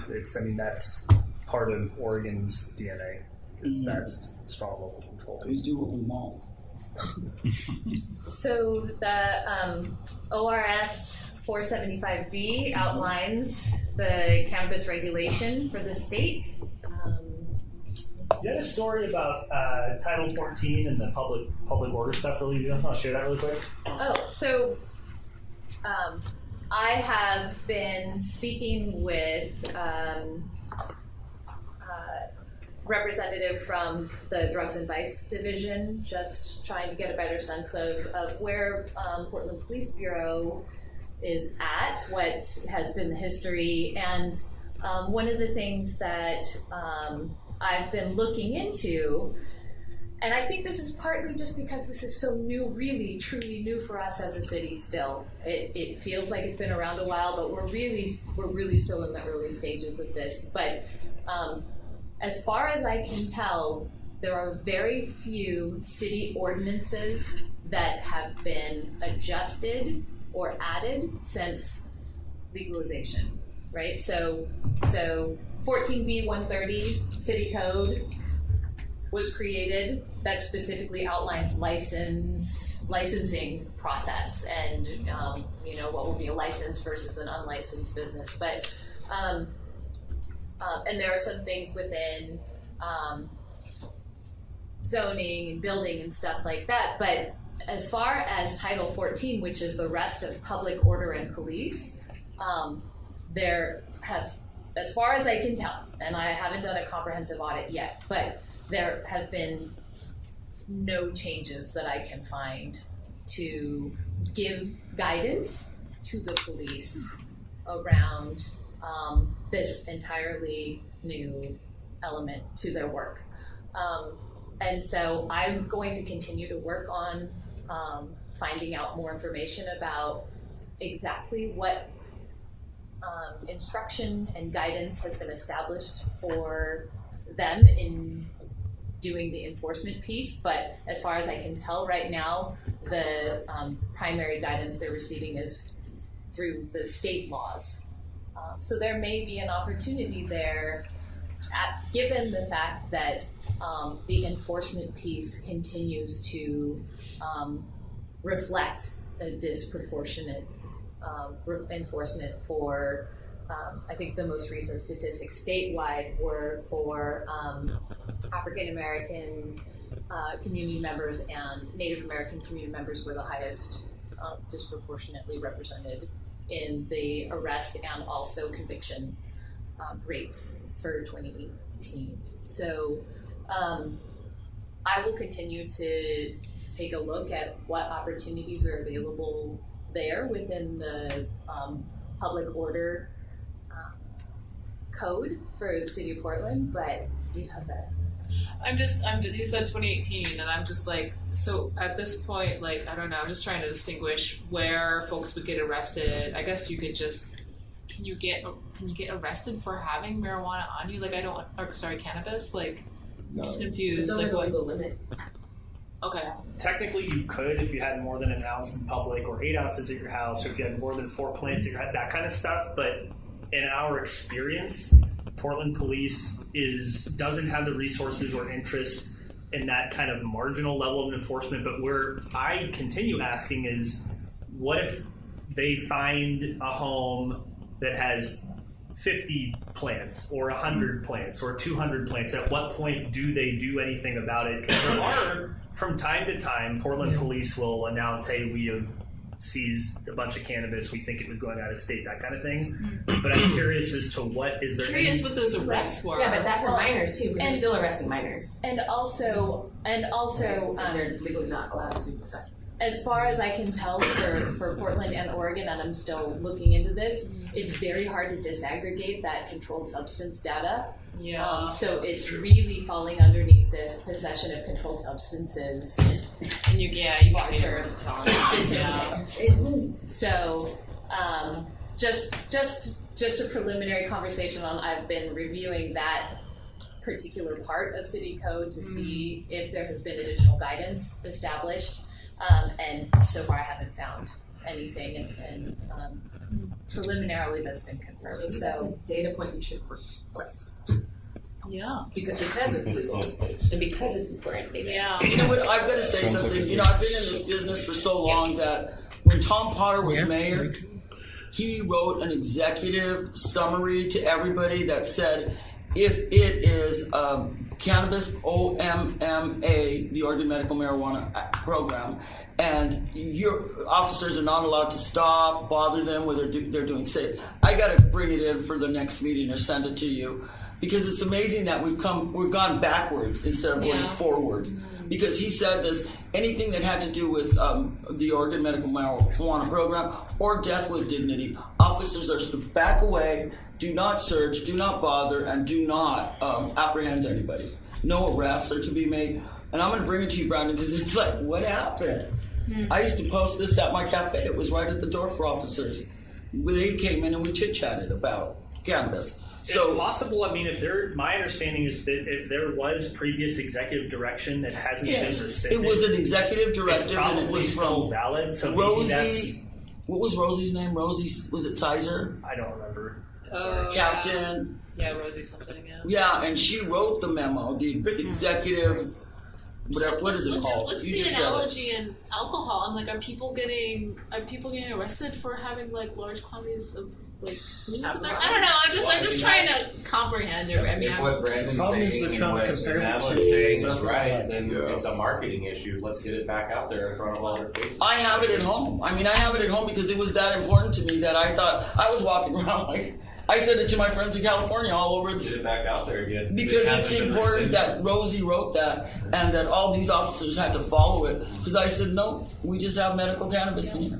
wait, so you said controlled substance, so that's not just cannabis, right? No, it's That's any not controlled substance. So Right. what you're talking about is a bunch of arrests were made in controlled substance. It could be that none were cannabis, but it could be that some were cannabis, and we should be able to know about that. Yeah. Okay. And more fundamentally, the struggle to find good data. Yes. And you guys had already identified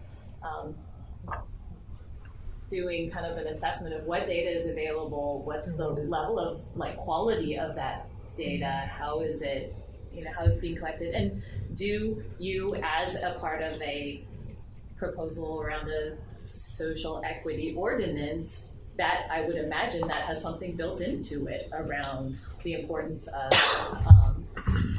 data collection, right? From a variety of sources. So that's another. You should all read it. It's great. We will add it to the list of links. Homework. Post meeting here. So yes. Yeah, we were supposed to have a break. Wizards are down by 10. Oh, if you care, I know, man. Trust me. Oh, nope, 6. Sorry. Howard. Yes, how are you all feeling? Priorities, other priorities. Do you need a break? I need to just run to the. Yeah. Do you need a restroom break? Yeah, Okay. why don't Just we 5 do- minutes or Yeah. something. What's nice, we already talked 5-minute about break? subcommittees. Yeah, So we don't need to yeah. talk about that. 5-minute break? Is it? That works for me. Okay. Motion to have a 5-minute break. I'm just gonna go really quickly through these. A lot of these are high level federal laws that apply across the board, but people who are working because of the Schedule 1 designation, people who are working or affiliated with the cannabis industry are experiencing these federal protections differently, or not at all. But I did want to ask, the risk to employers and employees and even employment support agencies around helping people find jobs within the cannabis industry. These are all things that are impacted by that Schedule 1 designation. The Fair Labor Standards Act is supposed to create some protections there around practices and civil rights for employees. But I did notice and took note of that I could not find at the state level any instructions or limitations around the use of independent contractors in the cannabis industry. And I think, Tiara, you had brought that up previously. Would you mind talking a little bit more about that? Well, I think it's too bad because Sam was talking about that too, but we were mainly concerned about basically just labor practices and No benefits. right, what people can and can't get away with if they hire independent contractors, and what, especially, I was more concerned about it from like the youth perspective. So people who are new, maybe working in a dispensary is like it might not be their first job, but whatever, they don't know what they should be on the lookout for as an independent contractor versus an employee, and so they are vulnerable to being taken advantage of by employers who know better, or maybe they don't know better, but that's just something that we should be aware of and try to work to. That's a priority for me personally and here as well. Yeah, and I mean, it looked like an opportunity for this group, as you're talking about potential policies to discuss and to push for.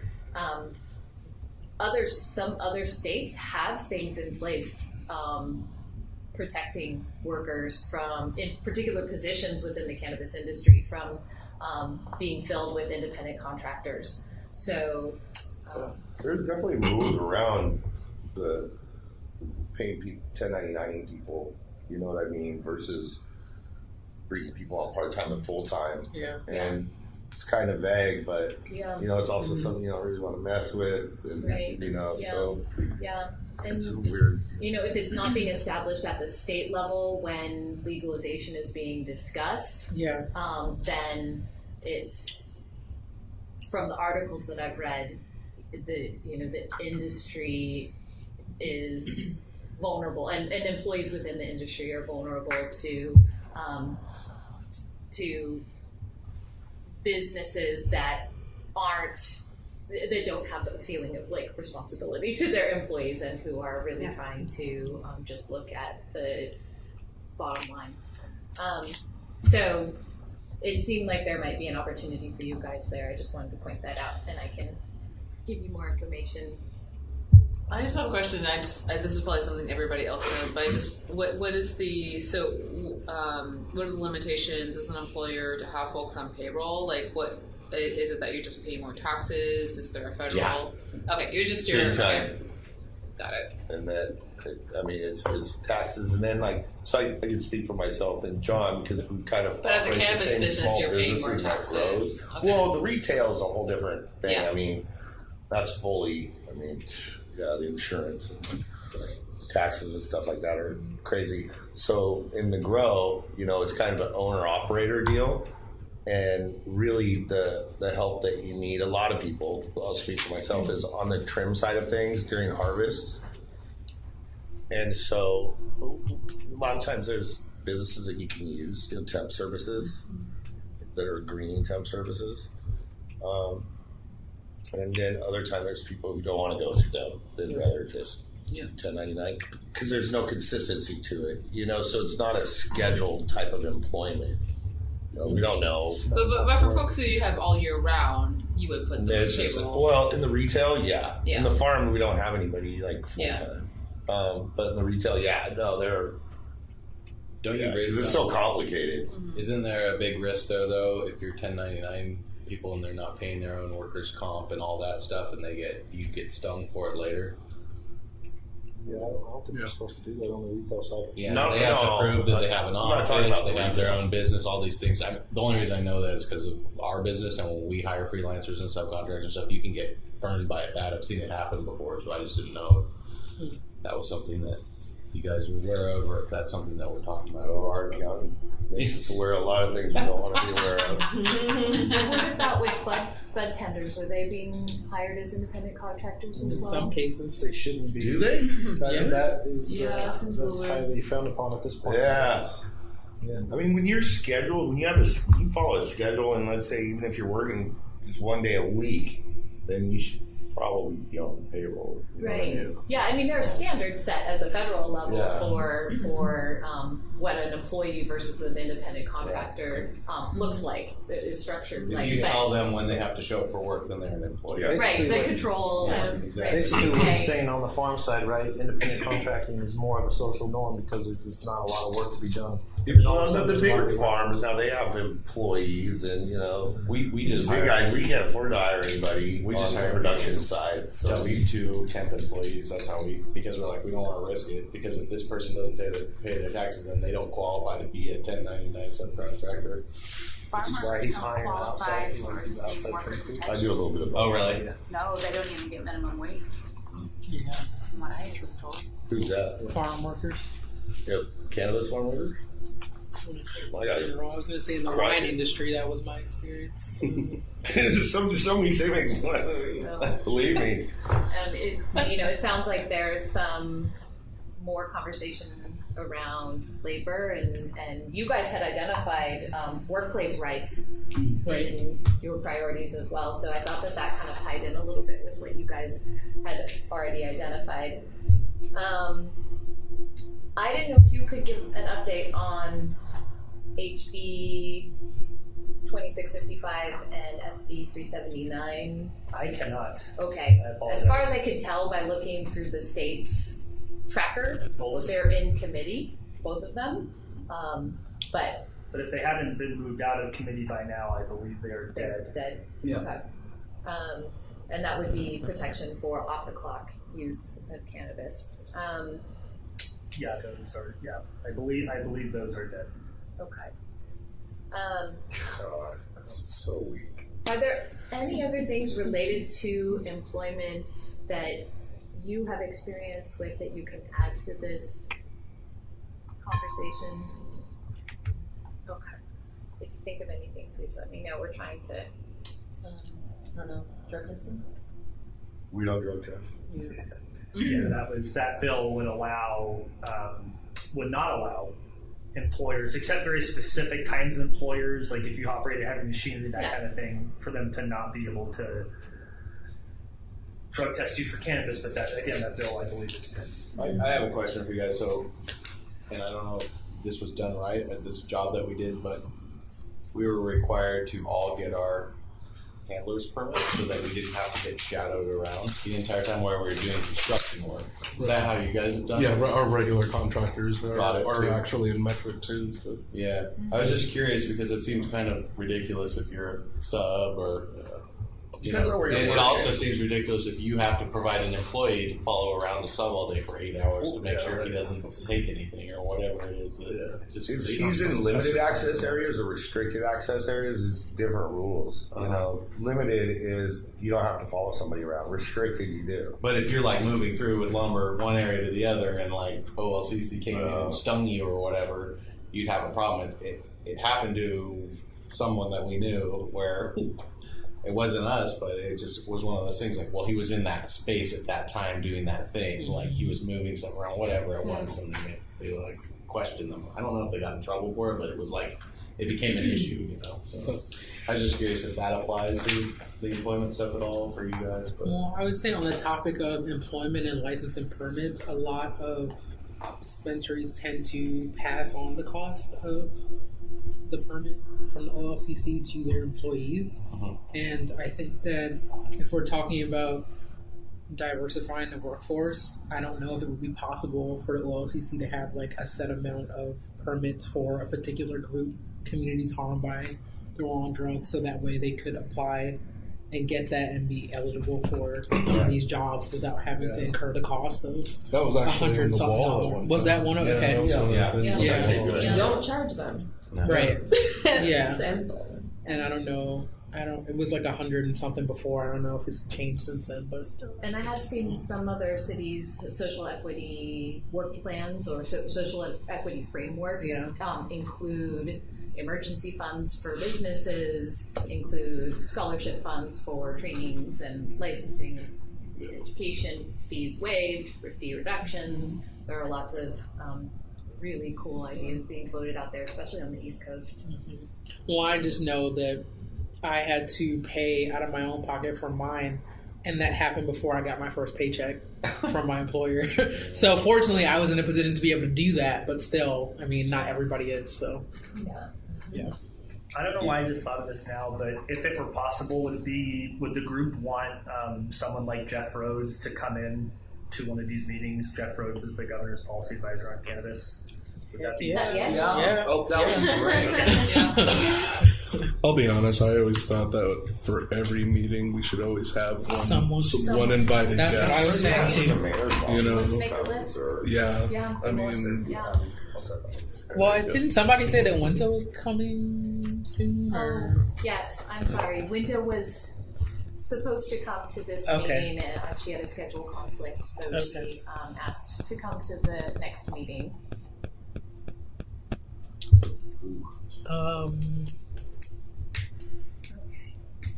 So can we double up people then? Because we wanted to get the person from I Multnomah think County. it would be a brief, Okay. a really brief, kind of, she just would be here to speak with you briefly and introduce herself. And I think if we had someone like Jeff, we'd want the discussion to be, hey, here's what we think about what's happening at the state. Like, please hear from us, and then have him, respond. And he's a decent guy. I think he would do it.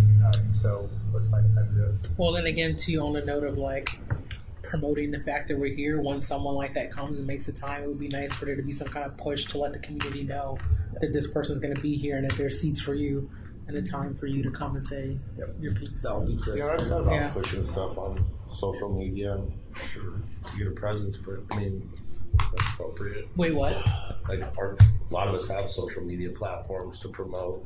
Well, that was a question I asked last time, and I don't know that I have a clear... Of course, you guys. Of course. About these meetings? This is a public meeting. Yeah. Well, the meetings, Yeah, this is a public meeting. You can definitely use your personal We post it on like, our hey, this is Facebook, where I'm going to be tonight. Everybody can come. Share it, yeah. Weigh in on the conversation. I think where my question was about repeating things that happen here, but also if I'm commenting on something where the audio and the PowerPoint is already on the website, then it seems like that would be... Yes, so you can definitely repeat. That's right. I know you. Yes. Anything you talk about here as part of the public record, you can repeat it all day, every day. Okay. So that's fine. So literally anything that you say here, go ahead and repeat it.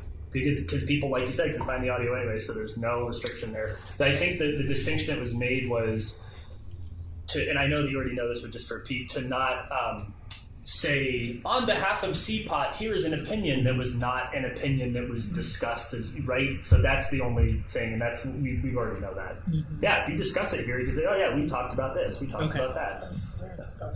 Just wanted to get clarity on that before I did anything. So I think we don't have any public comment or any members of the public here today to provide comment, but I do. Wait, you gotta check the phone. That might be true. Huh? Oh. Anybody call in?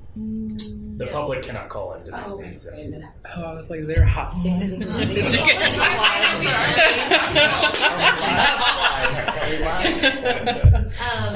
That'd be awesome. With your permission, I'm just going to breeze through very quickly these slides.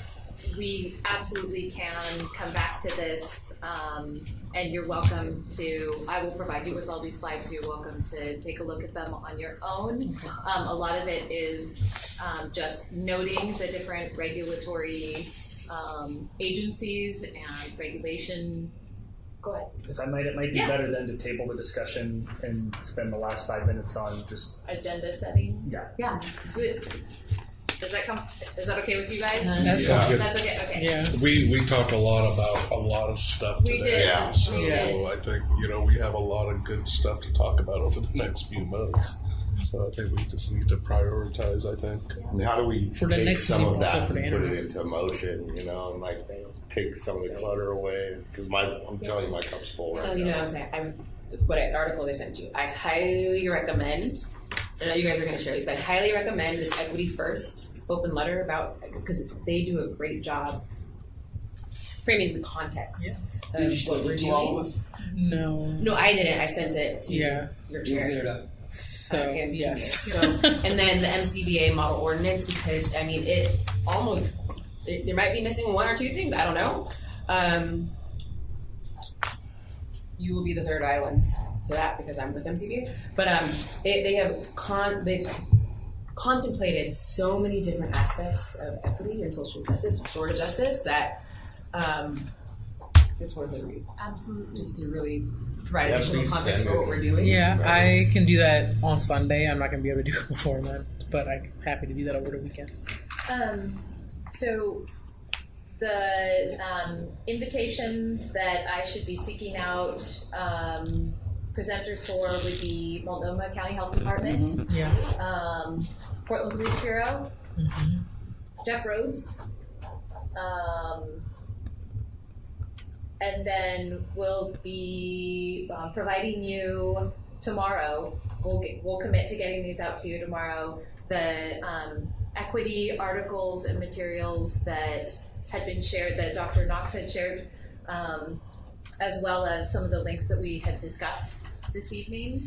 And then it sounds like for the next meeting, you would like to have one of these presenters to come and provide some education, or not education, but to have a discussion with one of these groups or presenters, and then to start talking subcommittees.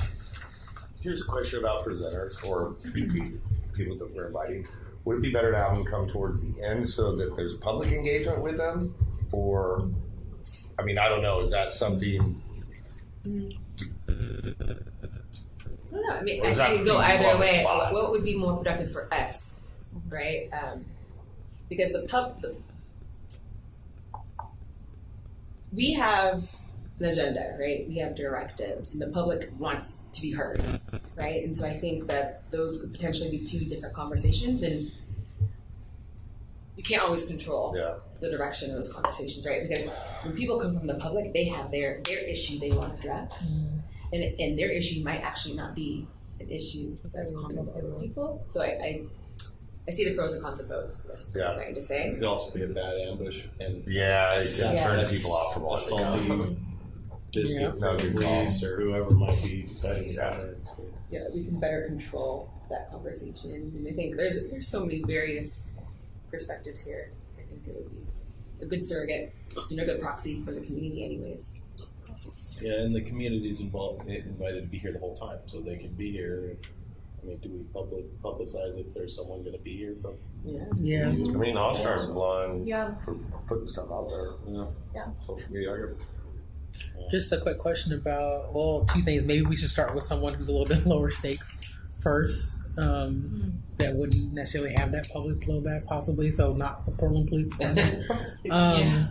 But your point for social media things, is there anything that we should be aware of in terms of like using the Civic Life logo in person? I mean, maybe it doesn't matter because if I'm not, I don't know. But that's just a question I have about. As far as like if you were to. Well, I mean, if there was just like something on your website and it had your logo in it, and I just took a screenshot of it and put it back on Instagram, I think that that's probably fine. But I just don't. Okay, we won't see you. Okay, I don't have any money anyway, so No, share our stuff. Yeah, share it. Okay. And if you haven't liked the Cannabis program Facebook, please do that and share our stuff there too, or jump in the comments and tell us that we're horrible. Well, that's the other thing too. On Tiara's point, maybe we should have what was his name, Rhodes, in here first, because then we'll know like how to kind of have the advisor perspective before we start grabbing the Multnomah Health Department and the police department and all that. The restriction with Jeff would obviously be his schedule. I think that I think he lives in Portland, so that makes it easier. Pretty sure he does. He works in Salem though. So I will email him tomorrow. He might be the person. Okay. Also, because then we kind of get a perspective on that, you know. I think that would. Yeah. And if man, I'm not gonna be. If not Jeff, then maybe you want me to focus on finding people who can speak to policy within leadership at the city around cannabis. Yeah. Well, that too. Whenever Jeff is available. Absolutely. Yeah. I'm just thinking as like a If he's not plan available B. next month. If he's not available, you want to stick to kind of that. Yeah, I would just hate to miss that. Would The someone at commissioner's government office. affairs have a perspective, or are they involved at all? They could on legislative stuff. The people who know most about cannabis policy, frankly, is this program and then the commissioner's office. So I mean, it would be great to have Linda here. She could talk more about the. She's with an elected official, so she can be a little bit more free. I know that there was also some conversation about potentially inviting New Leaf and some of the grantees to come and just share their progress and their work. So that's something. And their needs. And their needs. Yeah, absolutely. Yeah. And now a whole year in, hindsight. Yeah. Yeah. Okay. So we'll aim for Jeff and possibly New Leaf. Yeah. Yeah, I think for the next meeting. I can't remember the grants process because I know Jeanette was going to put in yeah. for a grant, so I didn't want to mix that up with the grants process, especially with folks who are going to be on the grant evaluation, and it might look like she gets an unfair advantage. If you know what I'm saying? Gotcha. That closes on the 24th of this month. Oh, great. So, okay. And then she's in an evaluation. They're in evaluation phase. I don't know for sure yet whether she's going to apply. I think she is for a workforce thing. So, do you think that like maybe that would take us into July or August, maybe? I think so. Yeah, because she's doing a lot of reflection on the program, has a lot of really great ideas. I think running some stuff by the board. I don't know if you guys have the board meeting yet, but then looking ahead to next year or making some revisions, and so I think it's a good time to learn more about. And is there just one person from CPOT that's going to be part of that grant review board? Okay, so I asked, just so everyone knows, I said I would be available to do that because I don't think our company will have a conflict of interest with anybody who might apply for a job, especially if we're doing any building. So I don't really feel bad about that because we're just builders. So whoever it might be, I'm not gonna. I can say that in the. Apparently, I can say might have conflict of interest if anyone hires our company to build something. So. Is there anyone else was going to do that? So. Yeah. Was there? Did you want? Okay. Go ahead. I was going to ask if there's anyone else who was interested. Yeah. If not, it's okay. Who's on it so far? Like, maybe the dates. Can you remind us what the dates commitments are? So next Friday there will be a 1 hour midday phone orientation. Then on the 28th of this month, we will distribute all of the materials for scoring and the guidance. And then I think it's on this piece of paper here. Yeah, it is. Yes. Thank you. No. Did Nicole say that she was gonna? Maybe I feel like there was a second person. Oh, so Dr. Bowles has a schedule conflict. She had to step off of the review panel, so that opportunity is available. Sounds like Danny is willing to be one representative. We can have two, but one is fine as well, given the numbers. So with Danny, we have 7 people on the review panel, but CPOT was originally offered 2 spots, so that's still possible. So, and then there would be, given the timeline that we're working with, there would be just a 2-week window of time to do all of the individual review and scoring, and then probably a 4 to 6 hour in-person session to do the final recommendation, final scoring discussion and recommendation. So, just so you have a sense, let me know by the end of tomorrow, please, if you would like to participate. But for now, thank you to Danny. Absolutely. We don't think we'll be applying, so it won't be a problem. Okay. All right. Tiara, anything else? I was gonna say that all I know I can't do this because I'll be out of the country June 12th. Lucky you. Yeah, I'm ready. Where are you going? Colombia, actually. Yeah. Work or there you go. I heard there's some cannabis going on there, so I'm going to Colombia in June. Where in Colombia? Cartagena. Yes. For a friend's To visit? Yes. Sounds nice. It's for a friend's wedding / I've always wanted to go there for that too. Yeah, but I've been keeping an eye on happenings in Latin America and their cannabis situation there too. So, which brings me to the point that Mr.'s vice chairs, yeah, you probably are going to have to step in for June because I highly doubt that I'll be able to. Yeah. Well, that's why I wanted to make sure we talked about agenda setting. Yeah. So. I will draft up an agenda and share it with leadership for some final input, and then we'll get it out to the group. Can I make a motion? that we adjourn. If everyone's done. So that I'll be out of the country, and then July I will be in Washington D.C. for our meeting, but I will attend by phone. So yes, cool. That's it. You're not gonna call from Colombia? I don't know. Let's talk to Verizon. That was still the United States, though, technically. So, yeah. There's internet. You can be there. I know. We'll see. I'm We'll just see. kidding. You deserve your freedom. But yeah, that's it. So unless anybody else has anything, I would say motion to adjourn. I only have something to say after.